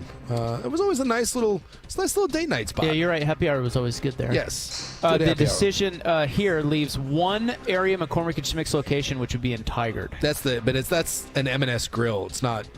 They don't. Yeah, it's owned by Landry's. They don't do the same seafood. The two other McCormick's, the First and Oak one was. Remember they had the big fresh fish menu every day, and Yeah. it was a solid spot. Now, are Good piece of McCormick, whitefish. are Bill and Doug still alive? I don't know. That is Anybody know beyond. that? That is beyond my Ed Tonkin knowledge. Ed's alive, right? Ed, I would assume so. I think Ed's still kicking around. All right. Hot 5 at 5 is coming up next. We're at X Golf Vancouver. It's Isaac and Suk on 1080 The Fan. It's time for High Stakes, a tasty look at clutch performances and the biggest games. Served up by Steakadelphia. Marshall with the defense.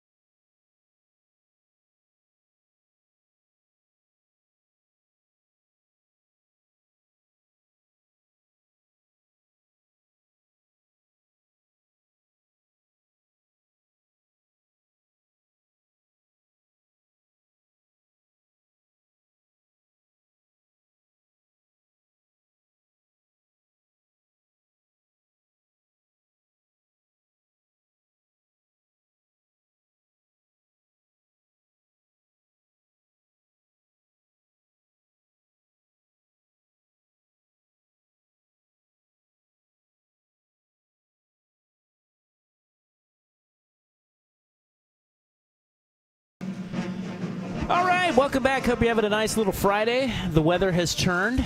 That makes us all feel a little bit better. Yes. It is your Sports Bros, Rob and Suk. We're out here at X Golf Vancouver today. Come say hi. We're partying. That's right. I just got a beer. Got a Hefeweizen coming your way. Let's Yeah. go. Thank you. I never drink beer, but I saw the I don't know. chicken tendies are flowing. Well, you know when somebody's like when you just see somebody with something and it just looks really good. Sure. And then you're just like, I'll just have that. The beer guy, yeah, because you're not a big beer guy anymore. No, I'm not. But it looked. It's the day. It's nice. It's March Madness. Well, they got the door open over here, so we got like a little cross breeze going. Got a couple games going on the TV. It's good. It's good to be us right now. It is great to be us, Jace. It's my official opening day. For what do you mean? Well, the Mets played today. Oh, did they win? No, they did not. No, they did not. They got a little fracas though. Yeah. They lost to the Brewers. They did lose to the Brewers. Kind of guess how many hits the Mets had? 3. Oh, think again. 2. No, let's go one more. 1. There you go. They only had one effing hit? One GD hit, yes. Who pitched for Milwaukee? Who's throwing for Milwaukee? Wow. Yeah, well, one, you get rid of Craig Counsell, all of a sudden the Brewers are a juggernaut. One hit. Yeah, I did the Bob Uecker Major League. One run on one. All we got is one GD hit. Yes, indeed. Coming up this hour, we will get back into some hot Roppy brackets talk. So that's going to be awesome. Mm-hmm. Sorry, I'm Super still fired up about that. I'm being disgusted at the Mets. There's also a twist. One hit. A twist to the upcoming season of Hard Knocks. Oh. Yeah, did you hear about this? I didn't hear. Are they changing the regulations on it or whatever? They're changing it. Yeah. And in the club tonight, is the Northwest a good place for singles? We also never got to my study from last night. Are married people happier? Suddenly a lot to get to. I scoffed golfed at that. There really actually isn't a lot. So we may just meander. We'll meander through. We'll see what somehow we'll get through it. I feel very confident about it. Ooh, look at that. Did you get an old fashioned? It's possible. Yes. Look at that. What kind of bourbon's in that? I don't know, but I do love the big ice cube. So now, Rob, does that mean you have to do that one looks good, so I have to have that? Yeah, you're looking, Probably. what's going to happen. By the way, how do I get the big ice cube at the house? How do I? They have. Oh, come on, man! You got to have that in your freezer. They have the little. I have the round one. No, they have the square ones. They never come out very well. Really? No, I don't. I have the couple of the round molds. I got 2 or 3 of them, and I'm not gonna lie, they never come out very well. Yeah, I don't like the round ones either. The square one's the way to go. Do they come out better? Cause way better. Whenever you go to a nice bar, they always come out looking so nice. Mm-hmm. And whenever I try to do it at home, it just it comes out a little janky. Yeah, I think it just matters what are they called? Like the what is the mold? Like the tray? The tray. It's the tray, right? But it's you got to buy a nice tray. A nice tray. Yeah. I can't just get Don't be a cheap ass. I can't just get an ice maker that cranks out kick-ass giant cubes of ice. Now that, I tell you what, if you did that, you invent that? Yeah. It has to be invented for commercial use, right? There has to be. I would assume. Like for the big cubes? No I'm way. asking. Like, I need to know. I want to see behind the scenes here at X Golf. I want to see where they're. Here's the bartender. Yeah, I need to know how we produce the big cubes. How do you get the big cubes? Is it an individual one mold, or is it's a 6-pack of like 6? Yeah. Yeah. Okay. That's like what I have at my house. All right. That one's way bigger than the ones that I have. Yeah. But yeah, that's all you got to do. Okay.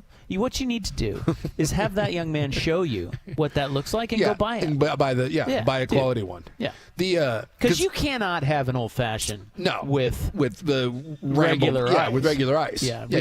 I use the big ball. I'm just never savage. I'm never thrilled. I recently replaced the ice maker in our fridge. And the BTJ, the special lady friend. Oh yeah, look at that. Yeah, that's exactly like the ones I have. Okay. Only so that's like a soft rubber mold. Yeah. Okay. Those are a little bigger. Because mine is like hard, and it just they never come out. They break half the time. Yeah. See, they're malleable. And that's how you get them out of there. Now we're drop them figuring in your this out. drink.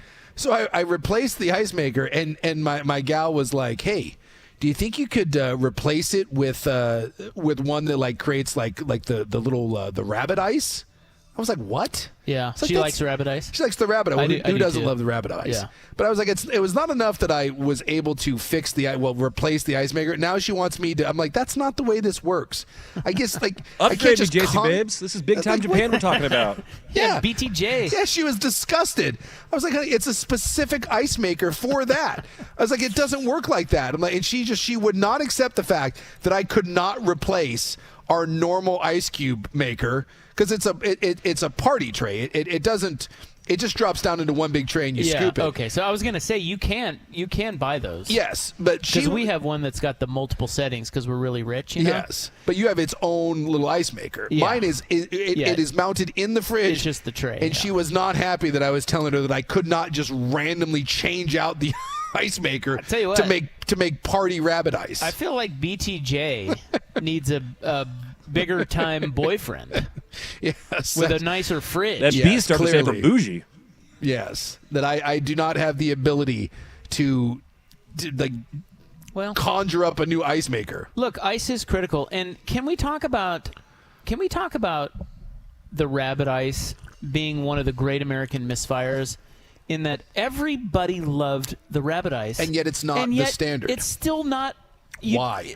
Why? Every fridge. Well, that how makes, have we screwed this up? Exactly. Every fridge you make comes with an ice maker, and yet none of them come with the ice that we all want. No, Why? I have one that's got the crushed ice. Yeah. So it's kind of close to the rabbit turd, But it's not. But it's not the same. It's not the same as Sonic. No. For us, it was Sonic. Sonic, yes. I mean, the limeades, the cherry limeades, the summer is Sonic. Oh, Yeah. my God. Yeah. My favorite part is my buddy belongs out to Royal Oaks, and so I bum around with him a lot. And that place has a lot of wonderful features. You know what the best thing is? Yeah. Rabbit ice. Yeah, they have the water thing outside. Yes, and with it's got the rabbit ice. the turds, and I mean, come That's on. That's what you pay for. That's what.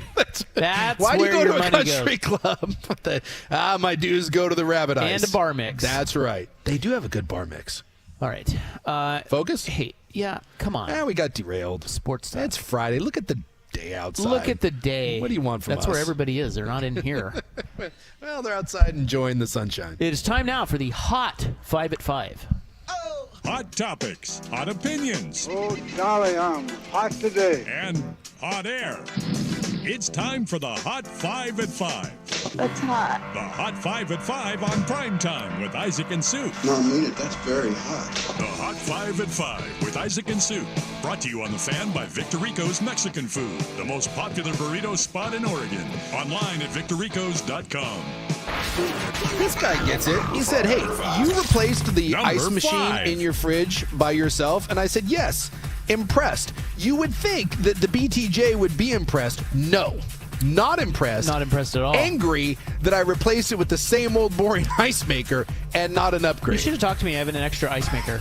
That's what for heaven's sakes. Yeah, I could have saved you money.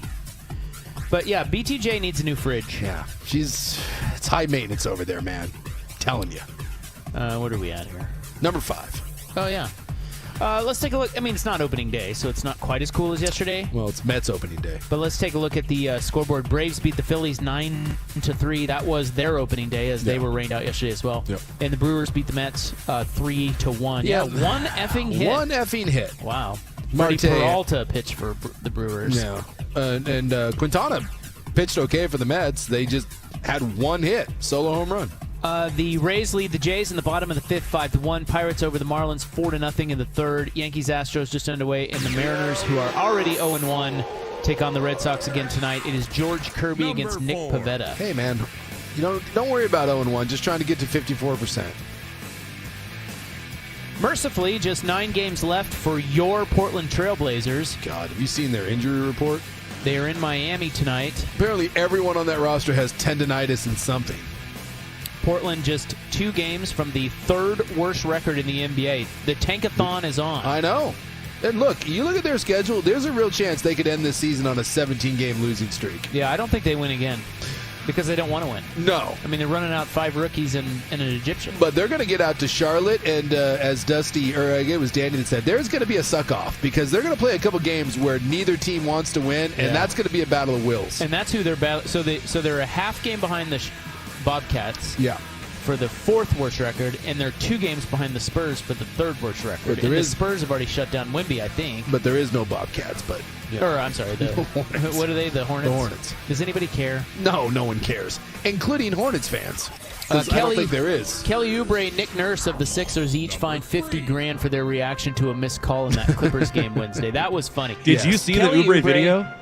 Yes. He walks up to each of the refs and goes, "You're a bitch, you're a bitch, and you're a bitch." And that cost you $50,000. Well, you know what? If you're gonna like get fined, get your money's worth. We have an NFL trade today. Hassan Reddick of the Eagles is headed to the Jets for a 3rd-round pick. Nice little. That's a nice little pickup for the Jets.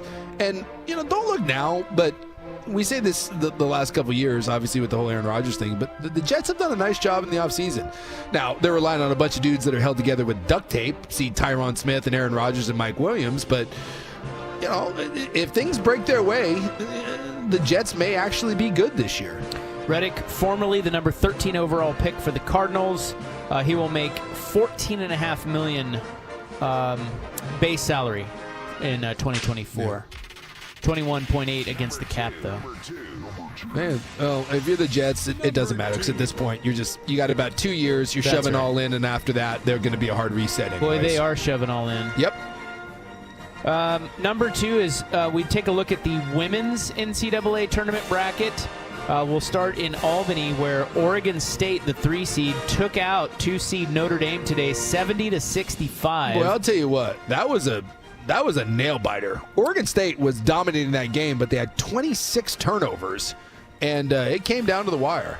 They turned it over 26 times. Notre Dame turned it over 5. That is the worst turnover differential for a team to win in the NCAA tournament since 2000. Good grief. The Beavers, the Lady Beavers, shot 60%, though, and they win, and they will meet top seed South Carolina, who beat Indiana. Yeah, I would recommend not turning it over 26 times against South Carolina. What do you think the point spread's going to be on that game? I'll go South Carolina. I'm going to say South Carolina by 8. Kind of like a UConn type spread. Really? I'm going to say 7.5, 8 points. Okay. They were favored by 16.5 today over the 4 seed, if that does anything for you. Yeah. Okay. In Portland, 2 seed Stanford is leading 3 seed NC State 31-27 as they near halftime, and then Gonzaga and Texas play later. By the way, the final score of that Cox game, 79-75. So now we've got Cox versus Beaver. Yeah, we do. Let's go. How many times can I get that in the rest of the way? I think you can squeeze 7, it in 3 or 4 at 8, least. 9. Our man Jake over there running our YouTube stream, he loves it. He loves that joke. He's all in. And number 1 is the men's bracket, and we are underway with Gonzaga Purdue. About 4 minutes left in the first half. It is tied 31-31. I'm telling you, the second that ball tipped, it looked like a barn burner. You said it is a barn burner. You said it was a classic about 35 seconds into it. Instant so there classic. you go. 31-31, 3:45 remaining in the first half. At halftime, look at this. 11 seed NC State leads 2 seed Marquette 37-24. And we've decided collectively that because all the coaches are red asses, we're polling for North Carolina State. Yeah, I mean, I like Shaka Smart, but I kind of I go back and forth. I don't know. I kind of want Shaka Smart to win because NC State is from the ACC. Yeah. And we already have Clemson in the Elite Eight, Yeah.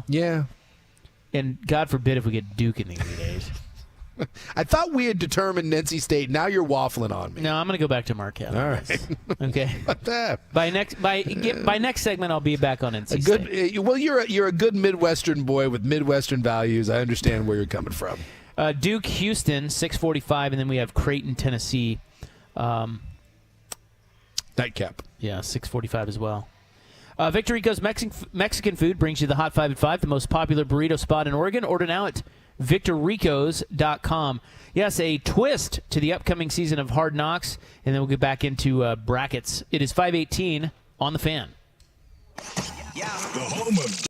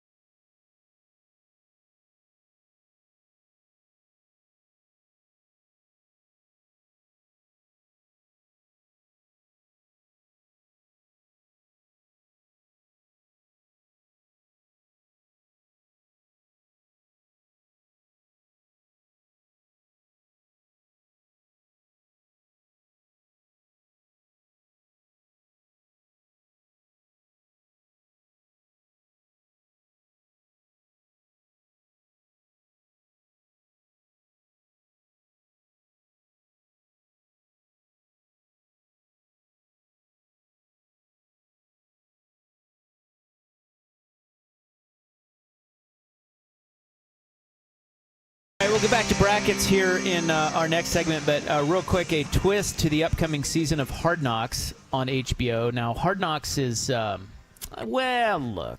I think they did the Lions last year. It's not the greatest show. It's not, but people, it's been going for a long time. The problem is that no one wants to do it. You can't find teams that want to do it. They're down to like 3 or 4 teams. Only 3 or 4 teams are even eligible to do it. Yeah, because there was a bunch of rules, like if you had a new coach, there was a bunch of regulations that if you had any of these things, then you didn't have to do it. And basically, they've had to force teams the last handful of years to do it. So now they're going to change the criteria. Yeah, they're saying now that they're going to cover an entire division. Yeah. For the upcoming season. Kind of spread it out. And they don't know which. They haven't said which division. Yeah. But I would imagine, because I think the Bears. Well, they got the number 1 pick, so. I think the Bears were next up. Were they? Because they were one of the few that was. Well, that would be fun because you'd get the Bears, the Lions, and the Packers and the Vikings. I was thinking the AFC West would be kind of fun with Kansas City and Harbaugh being in there, and you got a new coach in Vegas. Dude, inject some Kansas City Chiefs behind the scenes into my veins. Well, I would love to watch Andy Reid. That would be the division I'd want because you get Kansas City, right, and then you get Harbaugh. His first year, which, Harbaugh on camera. I watched Amazon did the All or Nothing. Yeah, I saw that too. Which was really good. He's so weird. He's bizarre, but he's so weird. He's great TV. And people, the thing about Harbaugh, when you watch that show, and that's the thing about these shows, to me, they're obviously sanitized and they're one-sided. Yes. Okay. Because the team has control about what they can and can't do. Yes, but I'm sorry, I'm going to watch a show that shows me what Jim Harbaugh is like around his team and in his office. Yes. That is interesting. Even if I don't care if it's a one-sided. sanitized version, you're going to watch it. I don't need to see him yelling at his offensive line coach behind.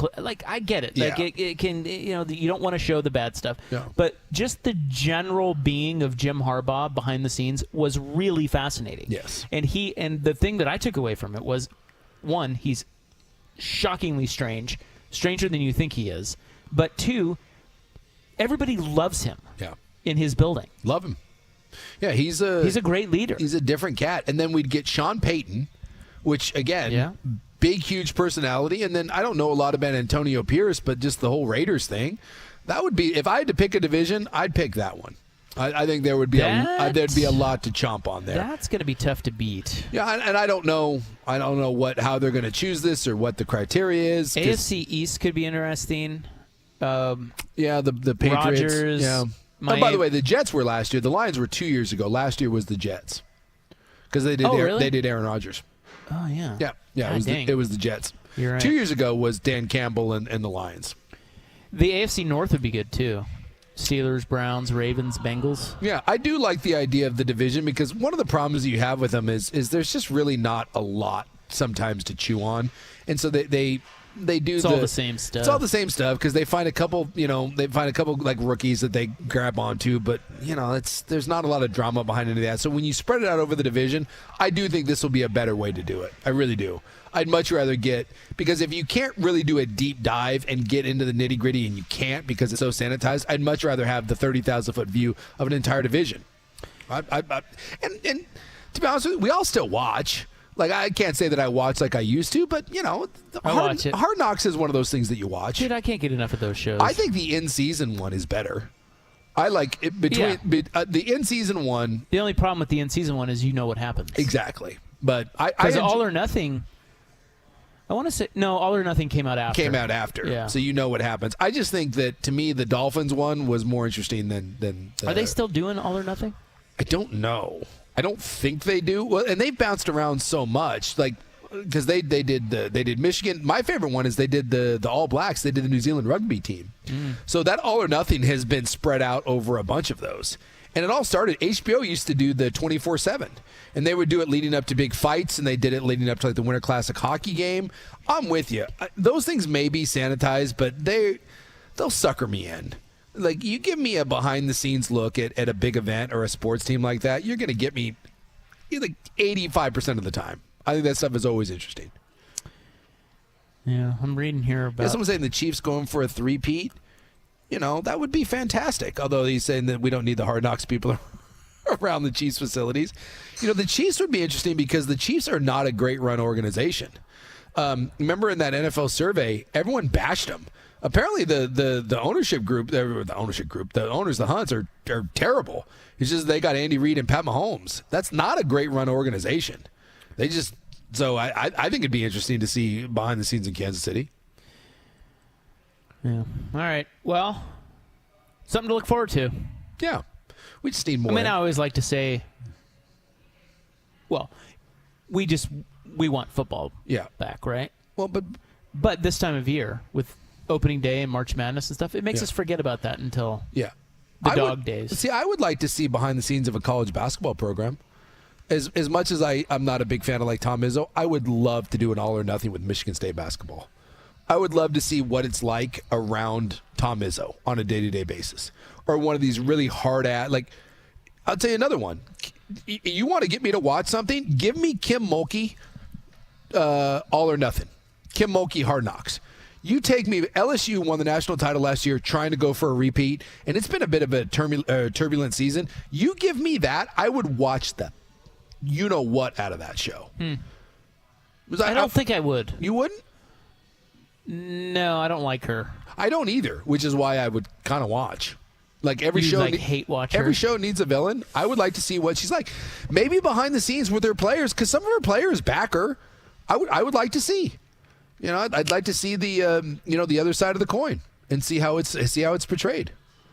Yeah, I'm looking to see if that exists. As far as I know, I can't remember doing one with college athletes. I don't.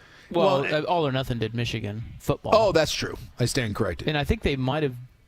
Did they do another college football program? I don't know. I don't know. I don't see one.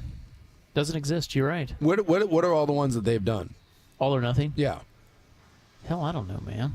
Oh, I'm sorry. I thought you had it pulled up. No, I was just looking for a general, if there was one with the college basketball program right now. So they did the Cardinals in the NFL. They did the Cardinals, the Rams. Rams. I saw that one. Cardinals, Rams, Cowboys, Panthers, Eagles. Yes. And I've seen, the only one I really remember there, I remember the Rams and I remember the Cardinals. I don't remember the others. They did the Wolverines, which I watched. Yeah. They did. That was in 18. Yep. They did the national side. They did Brazil and Germany national teams with the football. They did a couple Premier Leagues. Okay. Manchester City. They did the Toronto Maple Leafs. I remember seeing that one. They did the New Zealand All Blacks, which was the rugby one. So they've only done one college team. One college team. That was Michigan. That's you wonder if a college basketball behind the scenes is coming. I don't know. I would enjoy it. And, like I said, I try to be fair. Like, I don't like the Tom Izzos and the Kim Mulkeys of the world. I don't like the heavy-handed coach. But I would be open to the idea that, give me the other side of it. Because it's going to portray them in a good light. I'd like to see it.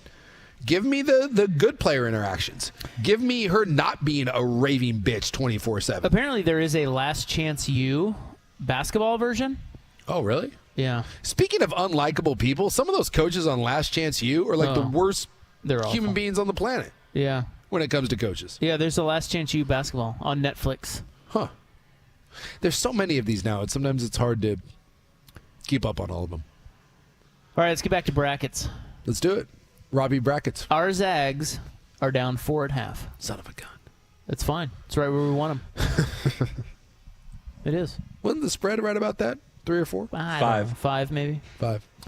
We'll be back with bracket talk. More importantly, Jay Wright's not wearing pinstripes. I don't know what to make about that. Here is Buck Sports Center. Now.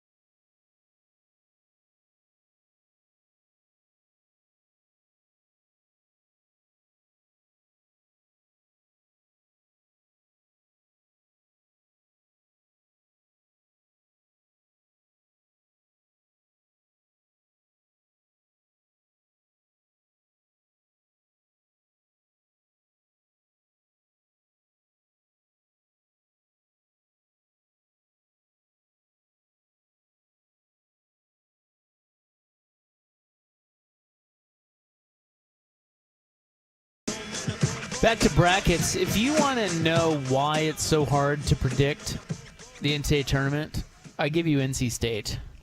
I know. They're rolling right now. They're kicking the hell out of Marquette. They're winning again. Yeah. They're up, 44, 33 now. North Carolina State was not making the NCAA tournament. No. They were not having a great year. They go on a run, win the ACC tournament. 5 games in a row. 5 games in 5 games, 5 days. Win the ACC tournament, and now they're running through the tournament and are now giving the business to the 2-seed Marquette Golden Eagles. I mean, how does that happen? I don't know.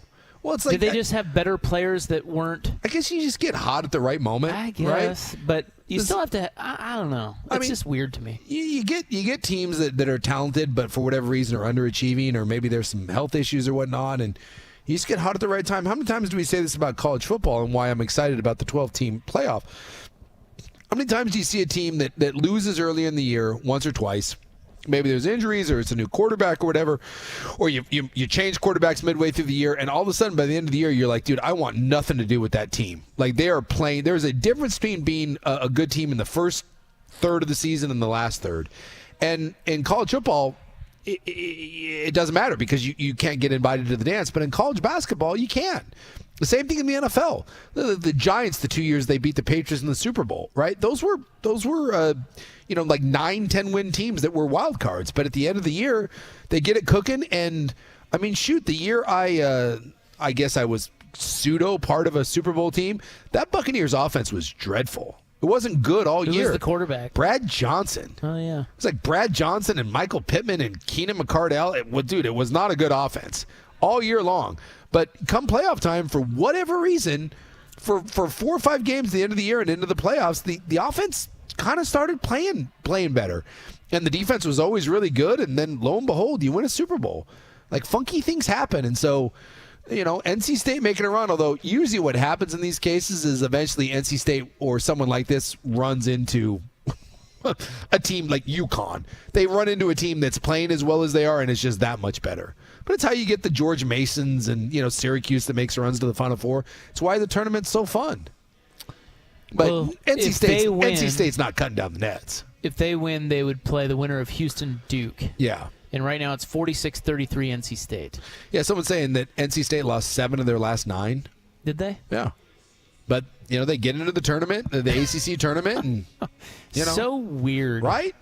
And who knows? They got this big, I know nothing about NC State, but they got that big, the big 300-pound kid. Maybe just for a brief moment, he's just playing out of his mind.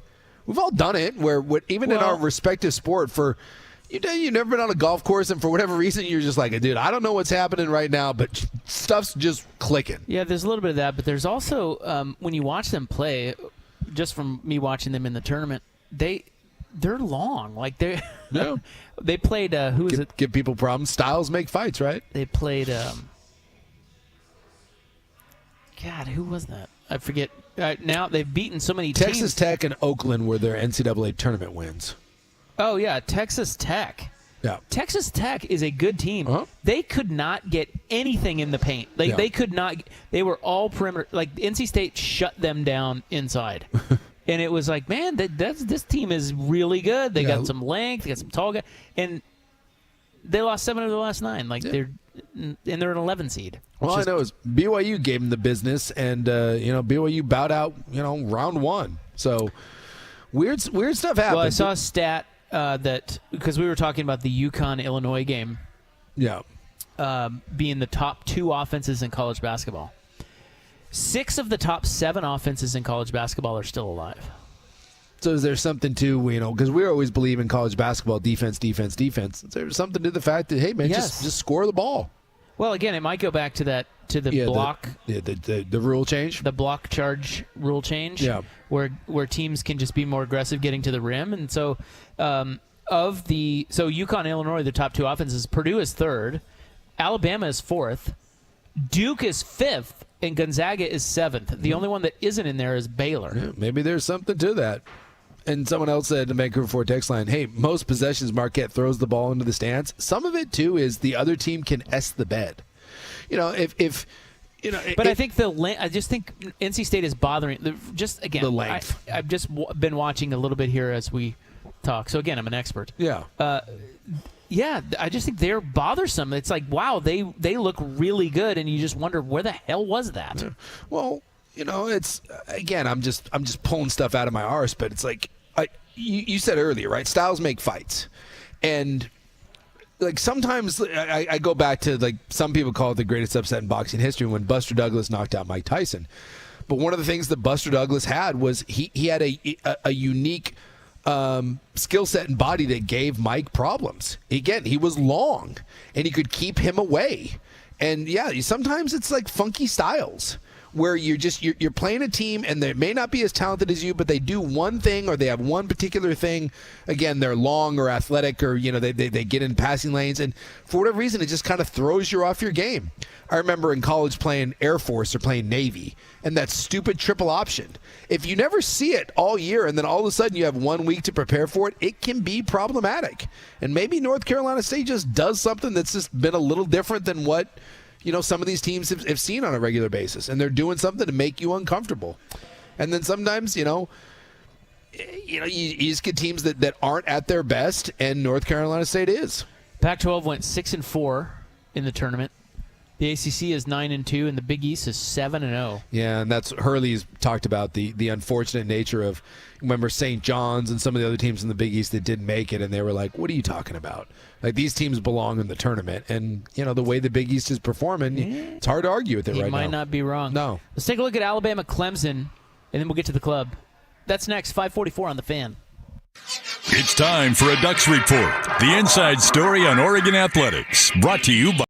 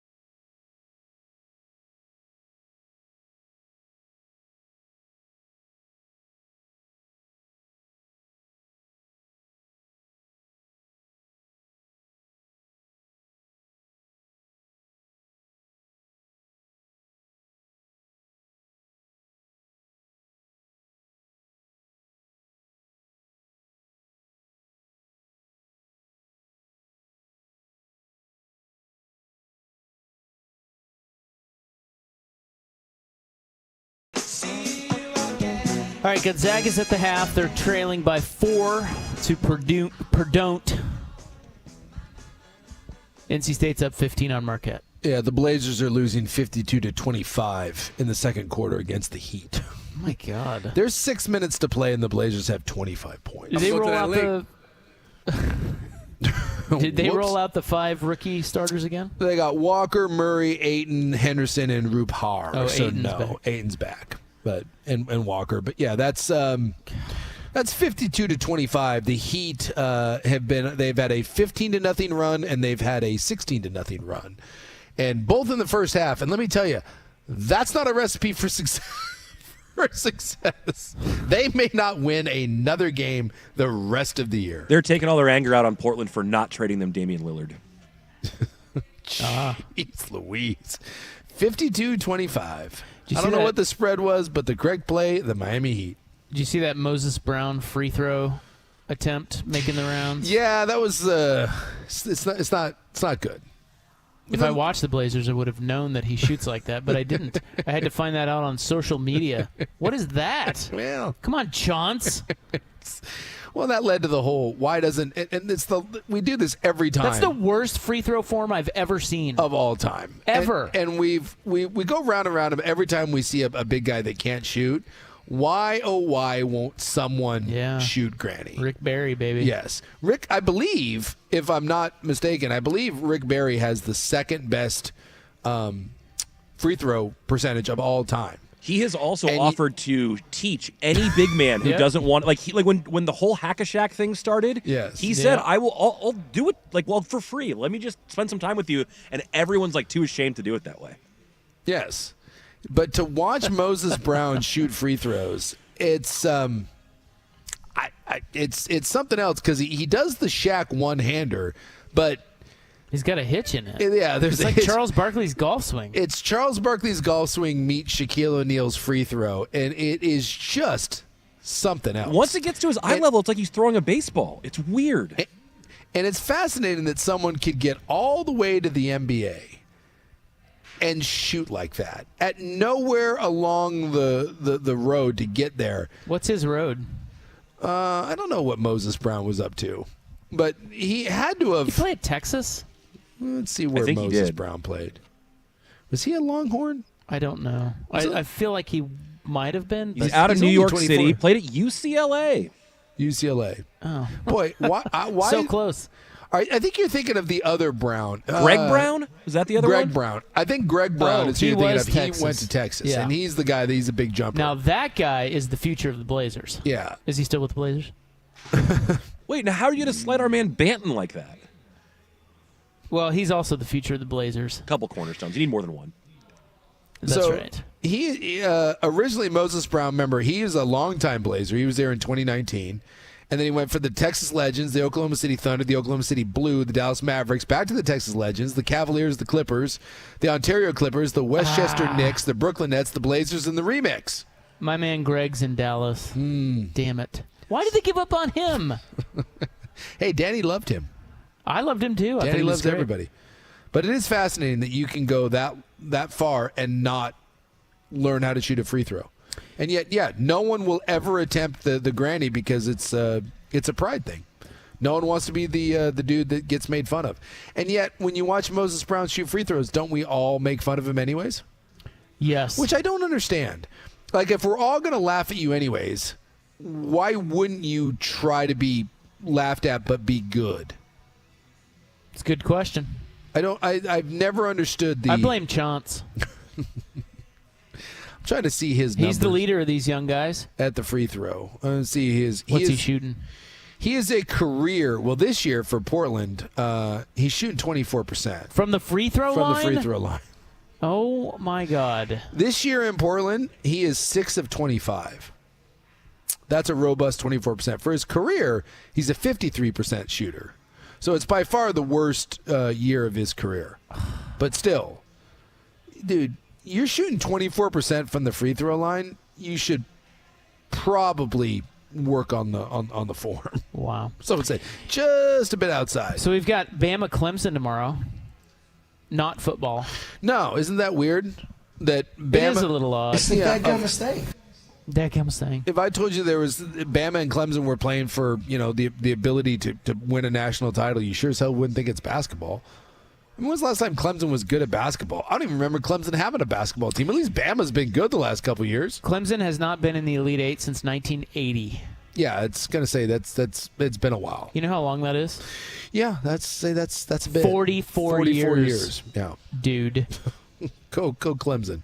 Well, they're a basketball school now because their football team sucks. Well, they look pretty good too, but this is, I think Bama wins this. This game is a rematch. They played this year, believe it or not. Can't say I knew that. Yeah, they played in the ACC-SEC Challenge, and Clemson won that. Really? 85-77. Well, we were watching the Clemson-Arizona game, and no offense to Clemson, I mean, they won that, but Arizona couldn't have played any worse, and they were still in it. Yeah. Like, I'm sorry, Clemson, that's what I'm saying. Like, styles make fights, but sometimes it's just the Clemson being here, yes, it's a product of Clemson being good, but it's also a product of Arizona just absolutely essing the bed. Yeah, that's why I think Alabama wins, because they stole that game from New Mexico or from North Carolina. Yes, I mean that kid Nelson played out of his mind. They play a hurried pace. They get up and down the court. Like Matter of fact, the fifth highest pace in the college basketball. Clemson said that. I thought they were the fastest. We looked it up, and I don't know if they're the fastest, but they were one of the top 5 most possessions in college basketball. Well, I was reading back on that game, the ACC-SEC Challenge game between Clemson and Bama, and they said that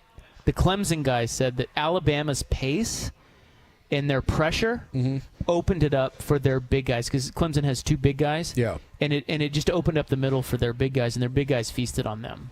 So it'll be interesting to see how Alabama adjusts to that in this game. I haven't already seen it. But I would imagine Alabama's the favorite. Yeah, I would Although think so. I don't know. I would think so. Well, again, I don't bet. I don't look at spreads. I tried finding the... Just kidding, I do. I tried finding the Lady Cox versus the Lady Beef spread, and I couldn't. Well, it's probably not out yet. You would think. I mean, it's... It's not instant, but it should be out by tonight. It should be out, right? By tonight. But the Bama one should be. Problem is, every time you look up Alabama-Clemson point spread, you get like some sort of football thing, like 2017. Like that's not what I'm looking for. Alabama 2.5. Okay, I take the Tide there. Yeah, I think they're going to the Final Four. I'm going with that. I was not overly impressed with Clemson. And that being said, it's the only time I've seen Clemson play this year. I was less impressed with Arizona than I was over impressed with what Clemson was doing. You guys want a club? Yeah, let's club it a little bit. 1 hour left. Haven't we been clubbing it? It's a Friday. We got beverages. 1 hour left. It's nice out. The cottonwood Marquette's trees. coming back. Let's do it.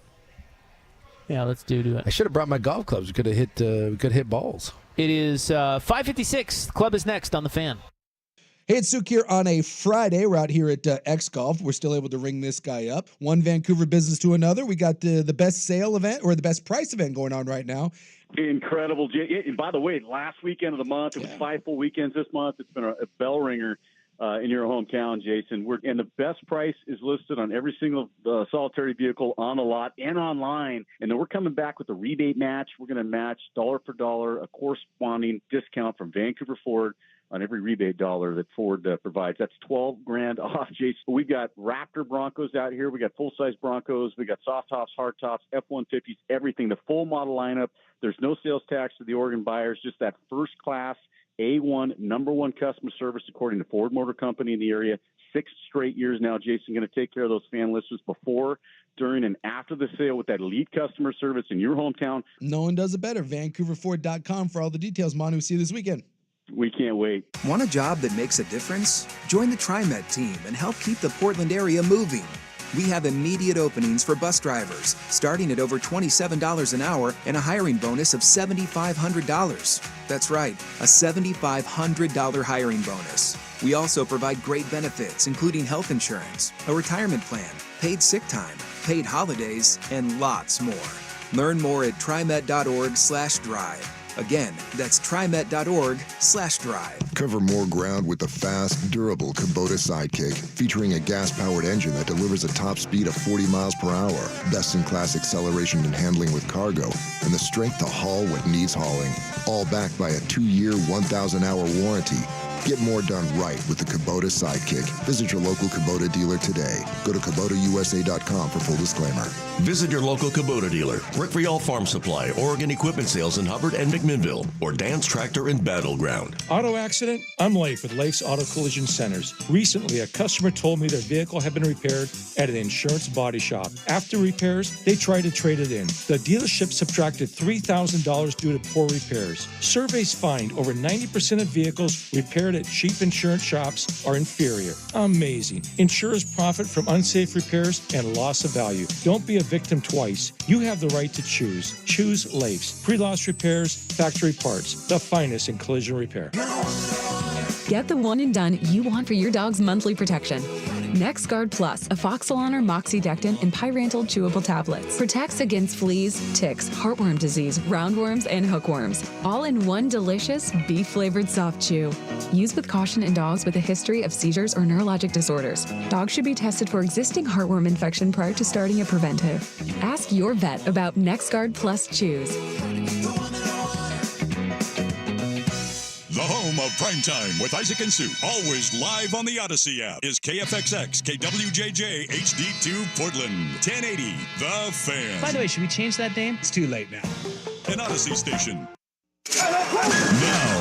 Now, from the Fan Sports Desk, a Sports Center update on 1080 The Fan.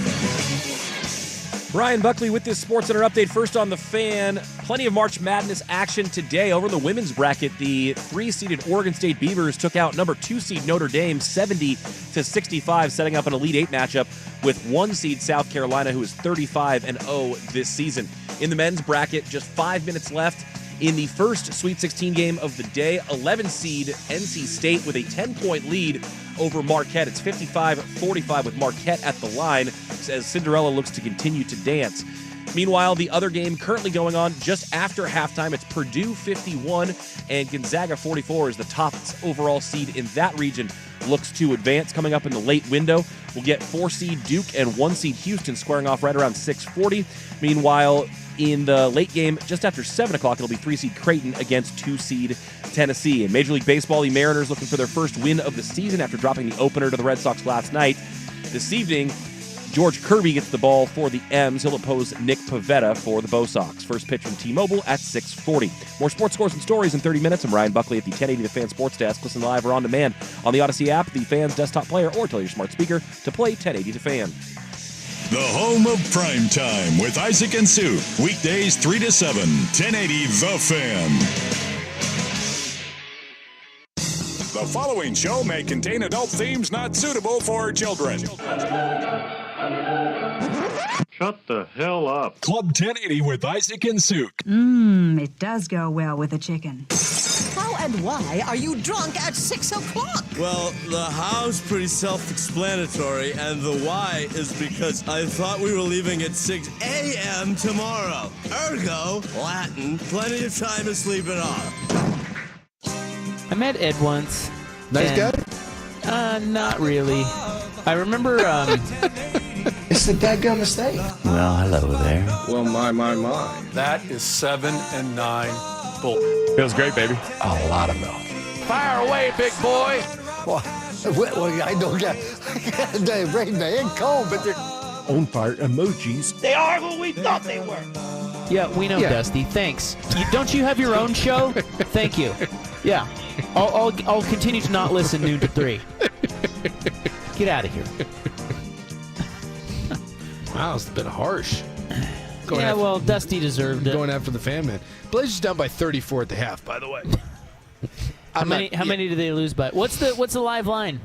Oh, that's a good one. I don't know. Take a look. I got it here. Because the spread was like I think they were like 14 or 15-point dogs going into this, something like that. Backdoor cover. Boy, they're down by 34. I'm going to need to know what that live line is. Because you would assume at this point that no one from Miami is going to play in the second half. I mean, they are up by 34. Blazers plus 36.5. Ooh, gosh. So you're saying they have to play almost to a draw in the second half? I can't do that. I don't think you can feel good about that. I'm laying the 36.5. I think you have to. And I'm feeling good about it. God. How are you down by 34 at the half? Fire chance. Jeez. You want to talk? We were talking about earlier about like Robert Saleh not being able to judge it. Who has any idea if Chauncey Billups can coach at all? Who the hell knows? They're an abortion. Yeah, for the third year in a row. Wait till next year when they do it for a fourth year in a row, and then a fifth. Shouldn't have tanked, idiots. If you think the TV ratings were bad this year, wait until next year. Guys, move on. Sorry, Neil. It's proprietary, Sean. Neil did a great job. Yeah, he was great. Hey, look, he did a lot better than this. That he did. Give him credit. 55-47, NC State over Marquette. 4.5 minutes left. Zags are down 3 to Perdon't. Yeah. We were talking 14 minutes I was left. talking to our promotions goddess over there. Tara. Yeah. She's trying to decide whether she needs to go to Kohl's or Target. That's a tough decision. After the show. You got to go to, because she was talking about how That's such a mom decision. that is 100%. Well, she's got a baby shower in Madras of all places, which Oh, God. it's, the only reason to go to Madras is to stop at the Sonic on your way to Bend. But whatever, going to some sort of distillery in Madras, more power to you. But the baby shower. Now, I'm experienced in the baby shower because, and I'm sure you are too, if you are with your special lady friend, your wife, girlfriend, whatever, we've all been baby shower adjacent, right? Yes. And I'd like to ask the question, has there ever, in the history of babies or showers, been a woman, besides the mom, that actually wants to go to said baby shower? Like, they're the most, like, anytime anyone talks about a baby shower, it is the same tone. Oh, my God. I got to go to this baby shower. Why is it that we continue to have these sorts of like social norms when everyone, and I mean everyone involved, hates them? But it's not everyone. You already said it. But it's only the one person. But see, women are great because women are supportive, and women know how important it is to the woman having the child. So they support it. But here's the thing. Men don't do this. I need to, exactly, but I need to ask and I need to know if there is equivalent to this. Is there something that men do where 12 men are going to go do something and 11 of them effing hate it, but only one wants it to be done? And I'm also asking this too, to the ladies out there, because it's your baby shower and you know that, okay, so let's say you're excited for it. But you've also been on the other end, and you know that everyone coming to your shower doesn't want to be there. Doesn't that make it awkward? If I had an event, if I had I don't know, I'm not having a baby. If I had a party, and I invited like 10 people to it, and I knew that all 10 didn't want to be there, and were begrudgingly doing it, I wouldn't want to have it because I know that everyone would hate being there. But for whatever reason, we continue with this baby shower thing. BTJ does it all the time. She's like, I got to go to the shower thing. And I'm like, why? I'm like, you don't even like that person. I'm like, you're not even real friends with them. Yeah, but so-and-so's going, and I kind of got invited, and I feel like I have to go. I'm like, you don't want to be there. They don't really want you there.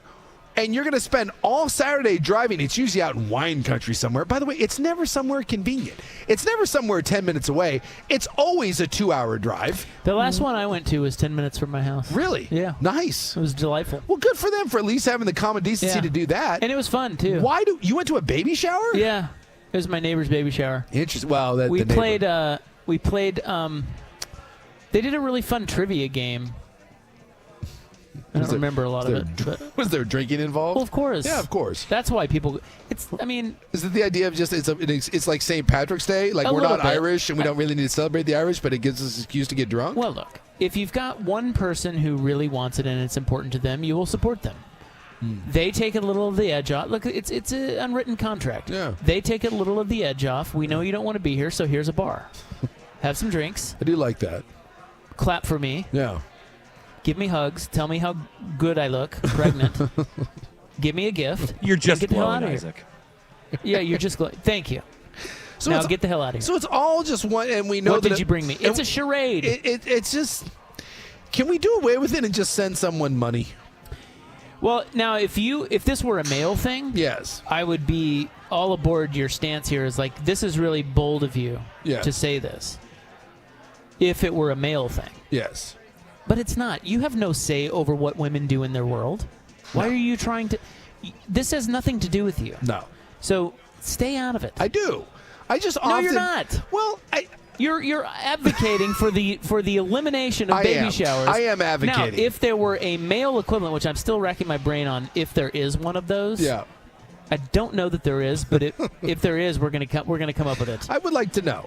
But I am advocating. That is true. I am advocating. I think you can be the torchbearer there. I am advocating for the elimination of baby showers because no one wants to be there. Yeah, well, nobody. But it's not your bit. Like, I'm going to go home and I'm going to ask my wife about this. Yes.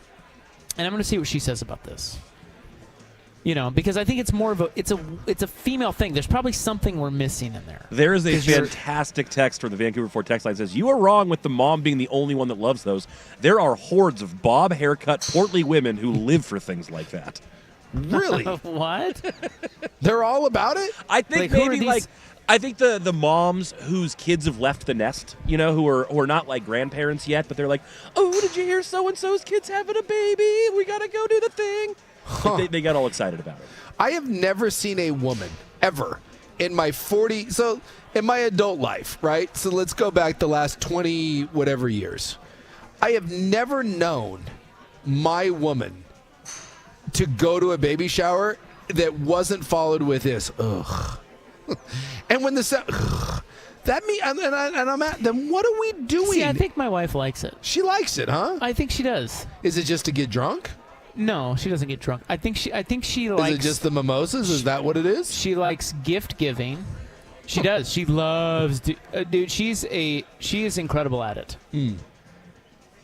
I think she likes that element, and I think women just have an unwritten rule of, hey, you support me, damn it, because you know what it was like.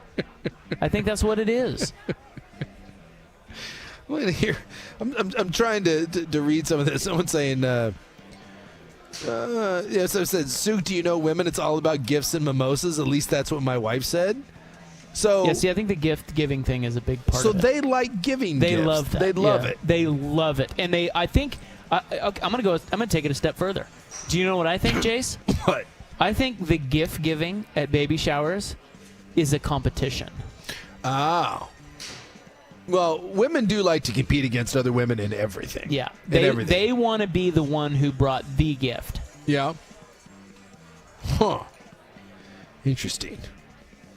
Someone said, had season tickets to the Padres, people around threw a baby shower for her at the seats. Awesome. Suk, you're way off on this. My son had one. Wait a minute. How do you throw an impromptu baby shower? Yeah, that is so weird. And it's not even a real baby shower. So my son had said my son had one gambling as a man as well as women. That's confusing to me. That doesn't make any sense. No. Clean it up, now people. I'm being called a chauvinist pig. You are a chauvinist pig. My friends We knew all that. just send Amazon gift cards. Perfect. Perfect. Yeah. I think, I don't know. I think there's something we're missing here, and because we're not women, we don't know it. All I know is, once again, someone has to shop for a baby shower over here. I'm looking right at her, and the exact sound that was made was, ugh. What are you going to get? Oh, it's for the mom. It's for the mom. Yeah. It's for the mom. So you're good.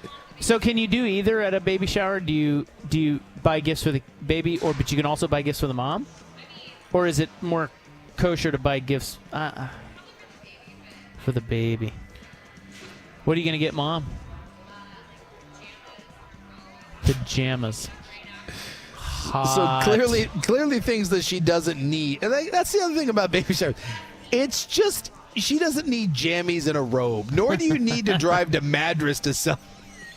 I'm getting told to shut up now because I'm blowing the lid off of this. The bottom line is none of this stuff is necessary at all. No one ever needs a robe, but they're delightful.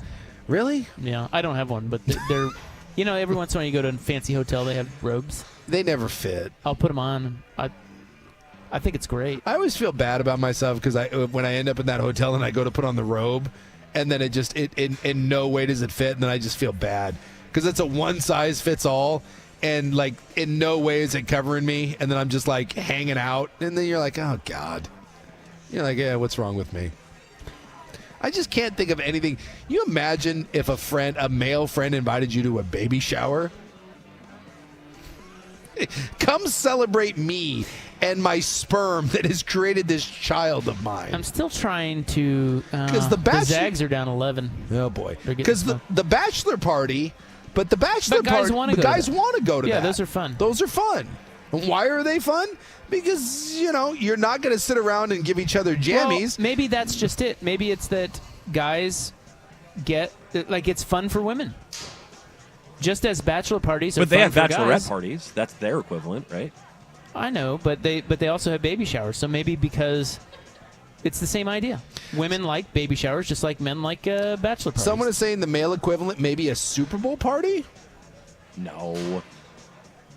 I don't. No, because I don't think you're obligated to go to the Super Bowl party. Now, I do think you're I turn them obligated. down all the time. So the I think one you're person obligated. who was kind of interesting on the text line said, I think the male equivalent is a fight. You don't necessarily want to do it, but if your buddy's going to get in one, you have to have his back because you're boys. Really? Yeah, I don't know about that's that. like your gal Interesting. BTJ feeling like she has to be a part of it because everyone else is doing it. You need to be supportive. Like the male equivalent might be a fight. I think the most of the really, because I think most males would be like, seriously, dude, if you're this dumb, like That's what I'm like. yeah, like That's really? what I'm like, dude. too. I don't have your back. You're an idiot. I'd have it if like you got sucker punched or something, but if someone was like, Sook, I'm gonna go fight this guy. You got my back? I'm like, no. I'm not going in the like. What are we, 12? I'm not meeting at the flagpole after school to go fight. What the hell are you talking about? I'm like, I got a beverage here. Like we're not like. Yeah, I don't like that. It'd be I one think thing, they, like, I think if- they if mean like someone sticking up for a sucker friend. punched you. Yeah, I think they mean like sticking up for a friend. This is not Like, my original thought, by the way. It just made me wonder because, again, What do you got, I was Buck? told that someone had to go shopping for a baby shower and then was driving to Madras. And the look on her face was the same look I've seen every time someone in my life has said, I have to go to a baby shower. And it's all, ugh. I'm like, then what are we doing? Why? What is So, happening Tara, right now? do you think most women like baby showers? Yeah, They she do. says they do. They do. That's what I think. All right. They like it. And the gift giving is a bit of a competition. Yes. Yeah. Okay.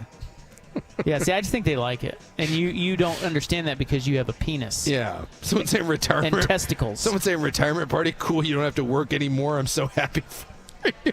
That's a pretty good one. That's pretty good. That's pretty good. That's solid.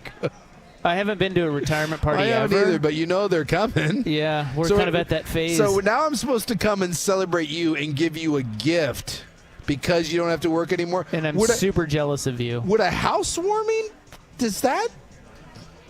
No, I like housewarming parties. Because you get to see the new You get to house. see the house. I do like to see the house. I think that's fun. I do like to see the house. Yeah. Yeah. Yeah, that is us about being nosy. Yeah, you kind of. If a friend moves into a new place, I'm not gonna lie, I like to take a look around. Yeah. I want to see some square footage. I want to see what the master bathroom is about. Yeah, I want to poke around. I I'll want tell to you see that what's up. Retirement party, that's the closest we've come so far. That's really good. The male equivalent of the female baby shower. Yes. Someone say, could it be your LDS upbringing? It might just be people in your life have had to go to 4 every month. That's true. It's pretty true. And let me tell you, I try not to knock the church. It's not for me. Me and Jesus broke up. But I'll tell you what. Dude, there's some rough parts about growing up in an LDS thing. And the main one is going to gatherings and them being no booze. I'll tell you what. Imagine all the crappy stuff that you are forced to go to, right? Like couple dates, baby showers, graduation stuff, all of it. All the crap that you don't like. There's never any booze. And no open bar, no bar No whatsoever. And when you show up with a bottle of something, then you're the godless heathen. Right. Yeah, that's... What is even the point of life? I don't know. But that's what I dealt with for the early part of my life. It was very challenging. That makes no sense. Yes. God, Gonzaga's getting housed. I once brought a bottle of wine to Thanksgiving, and you would have thought that I was the Antichrist. What the hell? It was a whole thing. All right, we got a break. More. Bloop, bloop, bloop. What? Blip, blip. Yeah, where do you go from baby shower and mattress? I don't know. I was thinking, but I don't know what's next. We're gonna be We're gonna watch basketball. Nice job, live on the kicker. 618 fan.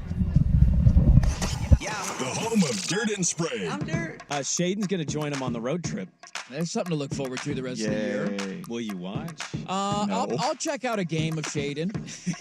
I got Sweet 16 and Elite 8 games. We got opening weekend of the baseball season, the PGA Tour. I'm waving it. It's official. I'm waving the white flag. Nobody cares. Nobody cares. Dirt and Spray. Weekdays.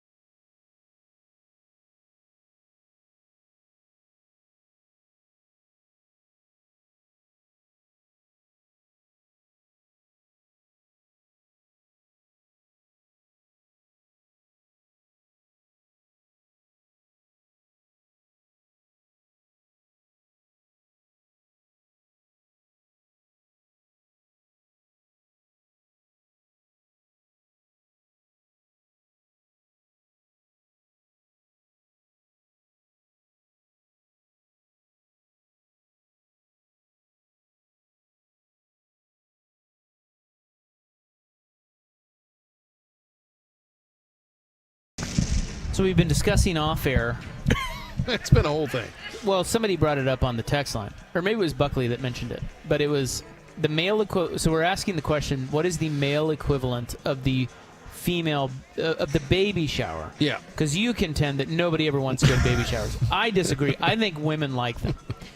But that said, what is the male equivalent to the baby shower? So the retirement party is an excellent Yeah. Submission to the court. Yeah, because it really is about celebrating something very silly about one person, and the rest of us supposedly don't want to be there. And we're all jealous. Yes. Like, I want to be retired. Hell yeah. I don't want to celebrate your retirement. We'll celebrate me not working. What about... I have to bring you a gift because you're not working anymore? What is happening here? What about helping someone move? There is nothing I loathe. Because nobody wants to do that. Nothing. There is nothing in this world that I loathe more than moving someone. And being a big guy and growing up in the Mormon church, I'm telling you, there is nothing in my life that I have been asked to do more than move people. And it's insulting. There aren't Mormon moving companies? Apparently, yeah, the Mormon moving company is called Other Mormons. I don't know what it is about that church, but the idea of paying for movers. Now, this may have been the one thing that finally brought, this was about 15 years ago. So I was just I was on the outskirts. I was 1 foot out. Otherwise, I've always been 1 foot out. But let's say I was circling the drain. And a buddy of mine was like, hey, we got a family moving in. Can you come help us? And I was like, no. He's like, come on. He's like, do it for me, and afterwards we'll go out and we'll, whatever. We'll get some pizza or something. I was like, fine. So I go rolling up. And I'm thinking it's this family moving in from wherever, from Arizona or something. They got 5 kids, and I'm like, sure, whatever. We roll up. I roll up. That's $1 million house. This beautiful home out on 10 acres in the center. Just this gorgeous, 50 times better than anything that I have. And immediately I'm like, F this. Are you kidding me right now? And then the family rolls up in this kick-ass, extra long Escalade. And they roll up the door to the moving truck.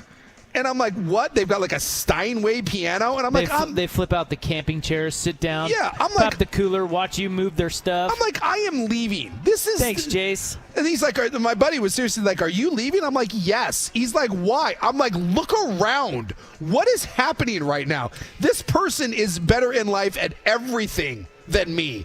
And he wants me for free. I need his help, damn it. On my Saturday. Yeah. By the way, give me some stock tips.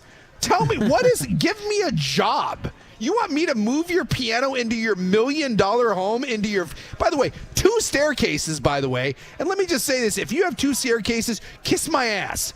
The moment you get 2 staircases, when you walk in and it's got 1 from each direction? Yeah, that's the official I'm not moving S. I took 1 look at that entryway, and it's like, I will be damned if I move a pillow. I'm moving nothing into this house. And in a rage, I got in my car and drove out of there and was like, no, I refuse. I am not doing that one bit. But that is, it's a whole church thing. The entire church is one big baby shower. Everything about the church is everyone doing something that no one really wants to do, but they pretend they want to do it somehow for the better good.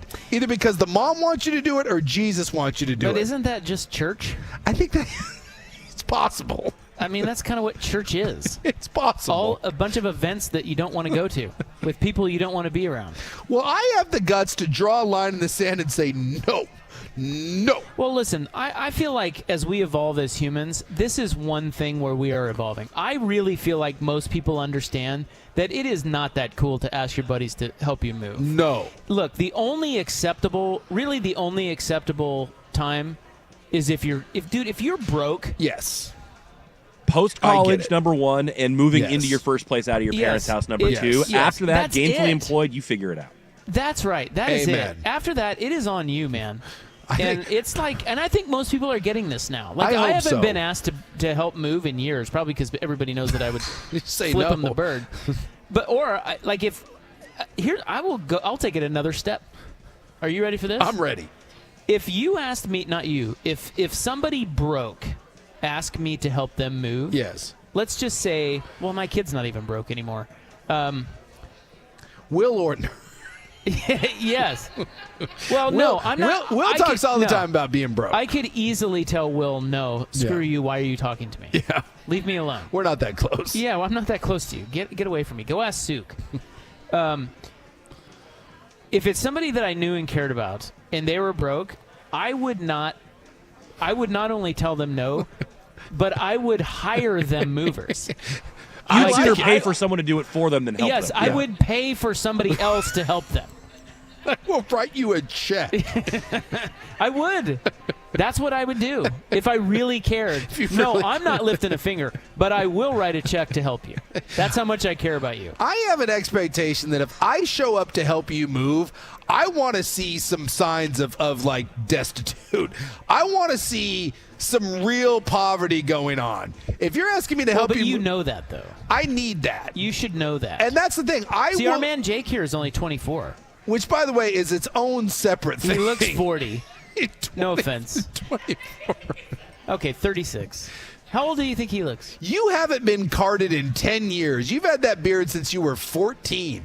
24. Jake is our guy who runs. I'm going to take a photo of this and put it on Twitter and be like, guess his age. And I'll tell you what, not one person's guessing 24. He's our guy who runs our stream. No, you do not even look. You look over 30 for sure. And he said he was 24, and he said he just went through it because he moved out here from New York. Yeah. And that's that I get. Like have your buddies help you out. Throw some things in the moving van. Yeah. Your crappy black leather couch you probably have left over from the casting college. couch. We've all been there. Yeah. I get that. I understand. We've all been in that spot. After that, come on. Yeah.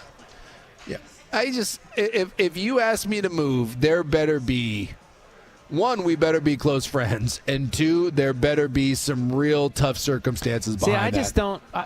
There's no qualifiers for me. None. It's a no. Oh, see, there's qualifiers. I'll show up under the right circumstances, but they better be the right circumstances. What if I asked you to help me move? What? Yeah. I would. I need your help. I'd ask if you were dying. I was like, what is happening? Because there's the last thing that I could ever see you asking me to do is helping you move. I know. That's way down on the list. But you're a big guy. I've got some heavy stuff. Here's the thing with you, because if you asked me, I would think that something was up, and so I think I would probably say yes, because there must be something really extreme. It's a prank. Something's going on, because that's just odd. That would be out of character, wouldn't it? that is beyond out of my first He's thing. Is penniless after a Ponzi scheme. Well, I would ask, like, do you have cancer? Like, what is happening? I have the cancer. Something is up. I need you to move my couch. Oh, I'm hurt. That's just. Who at the fan would you help move? Interesting. Who would you help I'd move? help Jake. I'd hire somebody to help Jake. I love the idea Tara, that I would not help you. That you would. You have a husband and kids. You do have a husband and kids. I know what you make. That's husband's material. Hire a mover. Well, here's the thing. Like Will's probably the poorest guy at the station, and this is Saints. And I love Will. I wouldn't help him move. Why? I'm not helping Will move. Why wouldn't you help him move? Because Will's got a bunch of dumb friends that are his age. I was going to say, when you're that age, you have a bunch of able-bodied helpers Will's around. got You a don't need bunch of adult help. drinking buddies and stuff. Like, right. Why would no? I'd be like, Will, go find a real friend. Like, what are we doing? I'm not helping you move.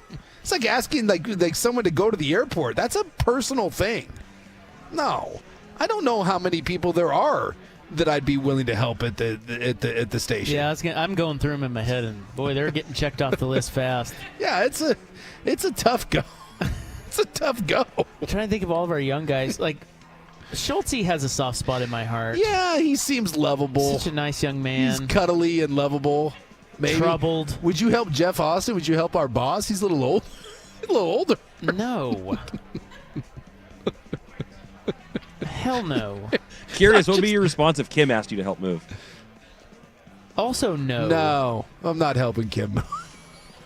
No. Why no, Kim's fine. Who? Joe Fisher? He's a candidate because he's young. And the problem is that, and by the way, this may happen one day, and we may put this to the test. The writing's on the wall for that one. The writing's on the wall, and that he is he's currently heavy involved with the best friend of the BTJ. Look, I could see there be a time where BTJ comes home and is like, hey, we need you to, Joe really needs you to do this, but he's afraid to ask.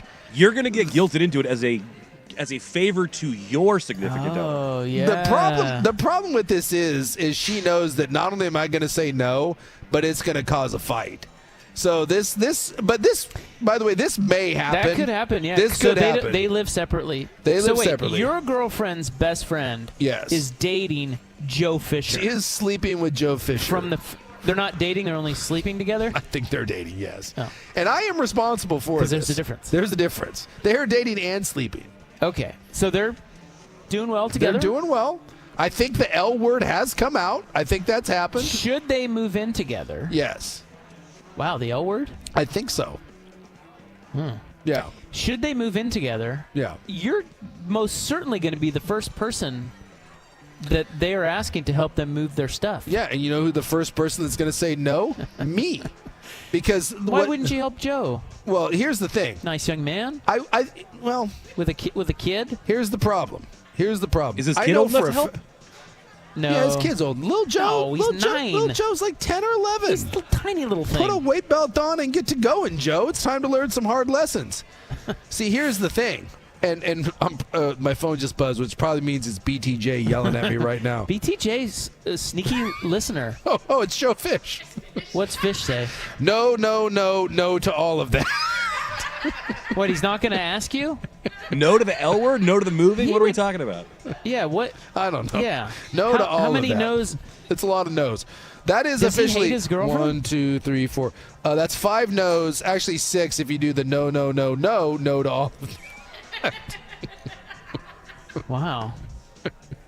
Where to start with that? Well, and why I was going to say is because I know that his special lady friend is very bougie and can easily afford movers. Oh, okay. Easily. Oh, well, that changes things. Yeah. I thought maybe she was... No. She's she like was broke like Joe. Nah, she's a pharmacist. In radio sales. Wait, he's dating a pharmacist? Pharmacist. Get the good drugs. Hold on to that one. Yeah, Joe. Yeah, she's very fancy. And she's older than he is? Yeah, in the cougar den, batting him around. Is she a real life cougar? Yeah. I've choked a cougar. It happens. In her 40s? No. Okay. 30s, because Joe's... Late 30s. Joe's early 30s. Okay. So that's not that. It's a little bit. About 10 years? I think it's like 8. Yeah, see, that's not that bad. Yeah, but it's fun to... Only 5 with my wife. It's fun to talk about. It's fun to talk about batting around. I just like that... I like that Joe right now is probably none too happy that we're talking about this. Sorry, Joe. Well, Joe, don't ask me to help you move, but he knows that. And that's the thing is I think. But with you, I think you might get roped into it. Well, I think what would happen is that his special lady friend would ask the BTJ, "Hey, can Suka help us move?" And Joe would be like, "No," because Joe knows. Yeah, Joe knows clearly. He knows better, but they would ask. Well, I think again, just to bring this full circle, I think most people know. It's just not a cool thing to ask people, even if you're friends. No. Particularly if you can afford it. Pay the money, you cheap ass. I just love the idea of someone asking you to help them move and you being like, "I'll write you a check. I'll hire you a mover. I'll take care of all of it. They'll be over there tomorrow morning." That's fantastic. Now lose my number. I got a tea time. Don't call me again. All right, we break. Here's Buck with sports. Now, from the Fan Sports Desk,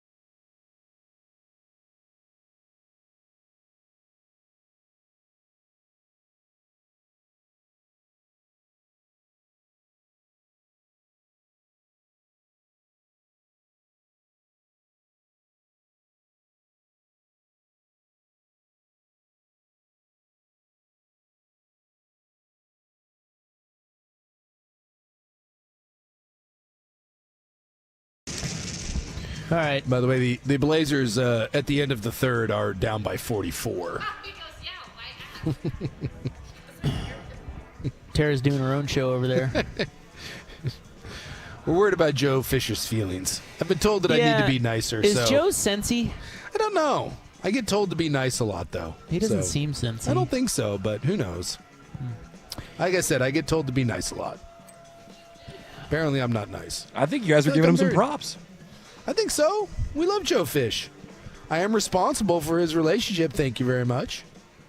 You're taking credit for that? Well, I'm the one, yes. I'm taking full credit. Did you introduce I did. him to her? Yes. Well, you were the one with the idea that, hey, maybe she would like Joe. Yes. Okay. I think I actually heard Suk plant this seed in our office. He asked Joe if he was interested and said, I think I might have a gal for you. Oh, really? He actually played matchmaker here. Yeah. So why did you think that was a good match? Because it doesn't seem it. We were on a boat. I'd been drinking. And she was lamenting. Everyone was lamenting. She's a wonderful gal, very attractive, very successful pharmacist. And everyone was lamenting that she couldn't find a nice guy. Okay. And everyone was looking at me, and I was like, oh, nice guy. And so I was kind of scanning through, like, who I got. And I was like, hey. I was like, Joe Fish is a nice guy. He's good looking. Handsome young fella, full head of hair. Yeah. I was like, what? What about Joe Fish? So I think I went scrolling through Instagram, and I found some Joe Fish. I was like, what do we think of this? And they were like, interesting. So then I approached Joe the next day at work. I was like, hey, Fish, what do we think about this? And next thing you know, then I sent it off into the ether. It's working out. Yeah, and it's working out. Well, good on you. Right? You can take credit for that. I'm making dreams happen. Yeah. It's what I do. Until they break up. Until they break up. And she kicks him in the balls. Well, that and point, then comes and yells at you for setting her up with him. Yeah, Suk could have ruined her life before we know it. Exactly. It's true.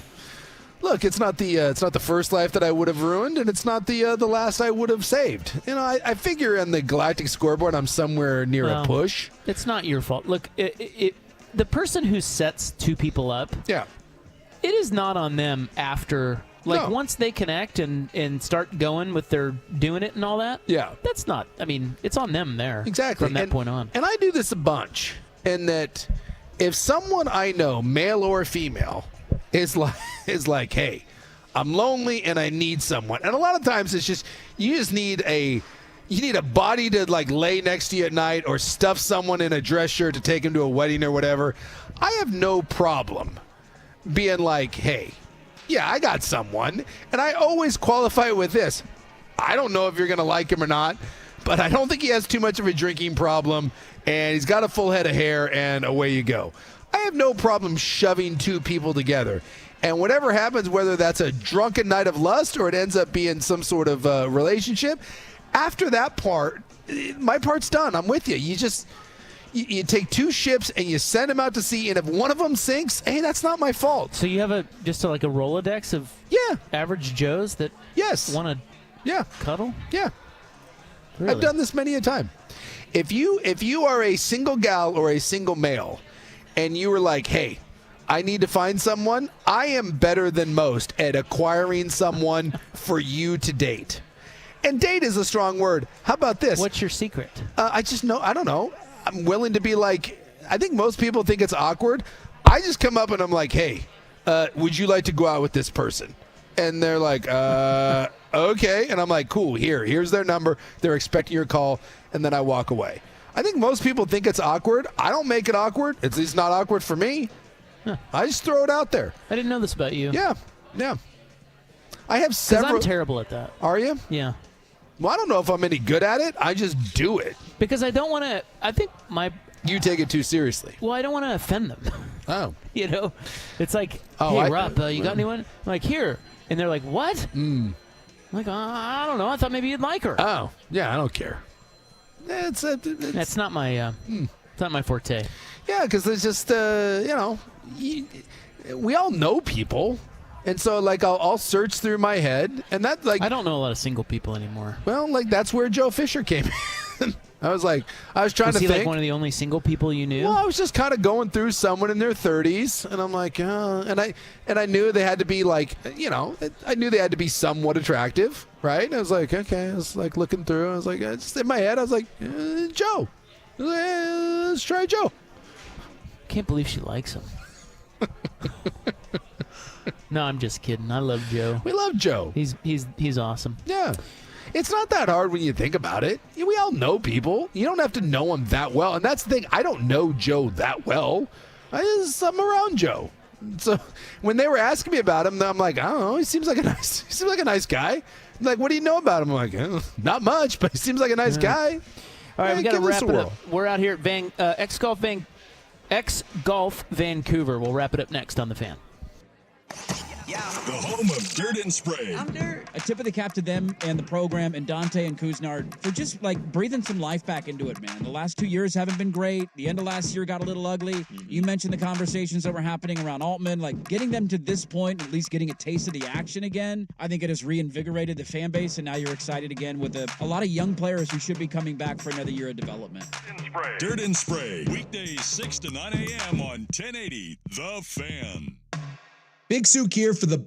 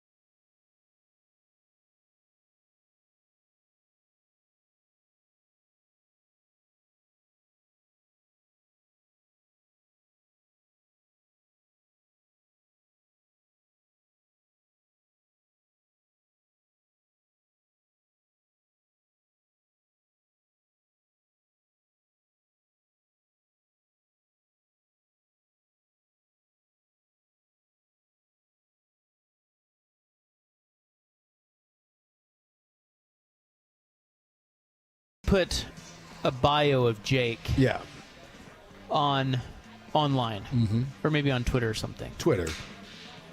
Well, we aren't, but someone will do that on our behalf. And I want to maybe put up a poll. By the Maybe way, a the poll YouTube question. stream has a great shot of Rob's torso right now. Oh, sorry. It's fine. Just letting you know Hi. that's what we're working Hi. with. Yeah, hi.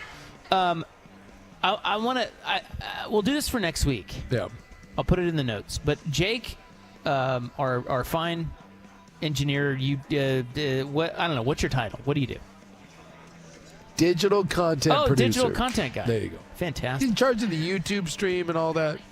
We're gonna put a picture of him up, and we're gonna say, "How old is this man?" And we're going to put 24. Yeah. I think so Twitter polls, you can only have 4. So I think the appropriate answer is 24, 28, 34, 38. I think that's right. I think that's something like that. Something like that. Yeah, and I bet you. Well, I know your actual age will not win. No, 24 ain't winning, my man. I'll bet you. Because I think he's slightly offended. I think he is too. Well, he did tell me earlier that he's like, "Do you have any?" Because we were talking about how I'll match make. Yeah. And he said, "Do you have anyone for me?" And he said, "I'm single." And I said, "How? Like how do you describe yourself?" And he said, "Depressingly single." Jake, come on, man. I asked him what he was looking for. And he said, "To be honest with you, the bar's pretty low right now. I would describe myself as depressingly single." How long have you been single?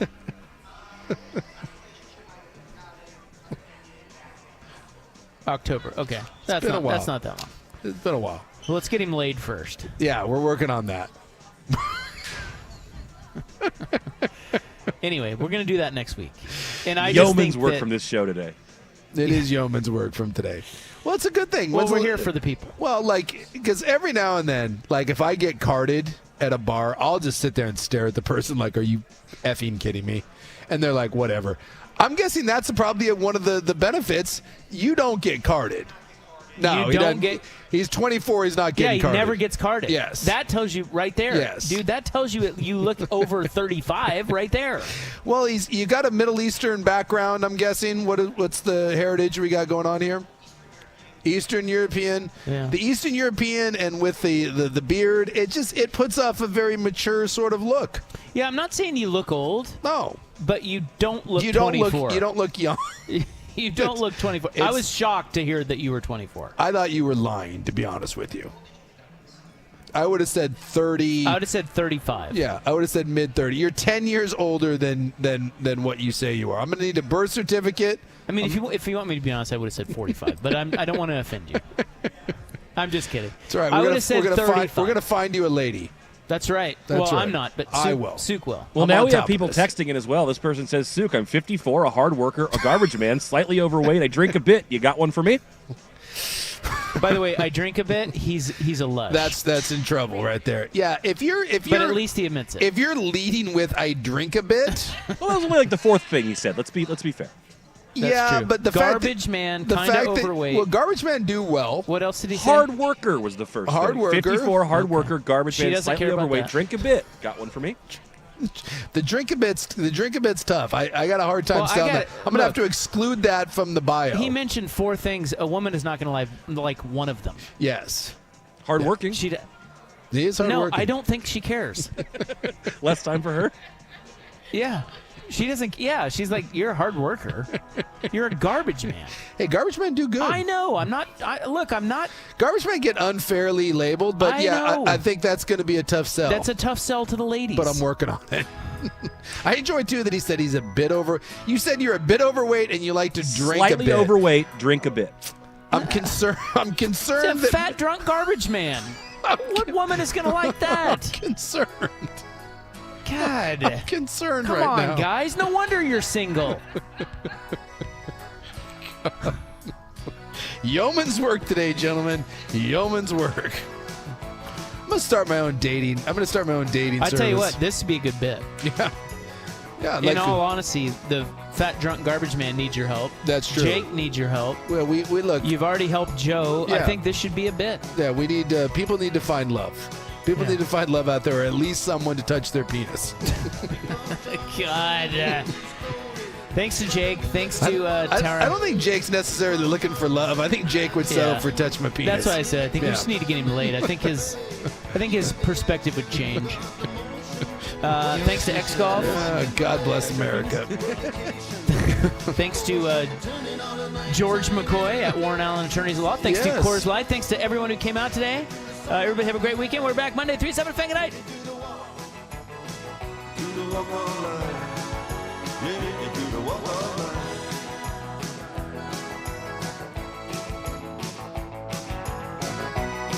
Red ships of Spain,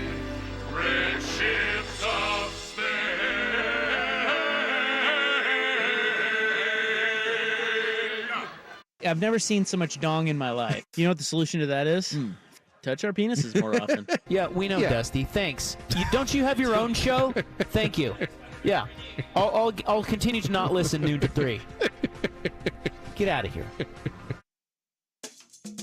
Aloha, sports fans. It's Marcus from the 808. How's it, cuz? You busy? Been working too much? Running all around town trying to keep up with the keikis? Shoots, Brad. Take a break with 808 Hawaiian Restaurant. Get some island-kind grinds like the Korean chicken, loco moco, or brah, even that Aina burger, soul ono. And don't forget the Mai Tais, pina coladas, or a couple Hawaiian brews. Relax and check out 808 on Burnside, Woodstock, or online at ate-oh-ate.com. I'm Marcus. A hui ho. Mahalo. Portland Perks. Head to Portland Perks for an amazing deal at Wildlife Safari. Admission for 2 for just $28.75. Wildlife Safari is just south of Roseburg and a fun adventure for the whole family. Limited quantity available only at PortlandPerks.com. Getting quality employees to fill positions in your company is essential, but finding those people can be a major hassle, unless you use ZipRecruiter. ZipRecruiter makes finding quality people a breeze. And right now you can try it for free at ZipRecruiter.com/radio. With ZipRecruiter, one click sends your job to hundreds of top job sites. But more than that, ZipRecruiter's advanced technology identifies the candidates with the skills you need, sends you a list of great matches to review, then actively invites them to apply for your job. And the results speak for themselves. 4 out of 5 employers who post on ZipRecruiter get a quality candidate within the first day. That's right, the first day. Now you can focus on your business and let ZipRecruiter do the work finding the best people for you. See for yourself. Experience the ease, efficiency, and power of ZipRecruiter for free. Just go to ZipRecruiter.com/radio. That's ZipRecruiter.com/radio. ZipRecruiter.com/radio. When people have a craving to explore new and traditional Asian cuisines, they head to P.F. Chang's, where scratch-made dishes come from the 2,000-year-old tradition of wok cooking. P.F. Chang's wanted to explore new possibilities for their website. They turned to AmericanEagle.com.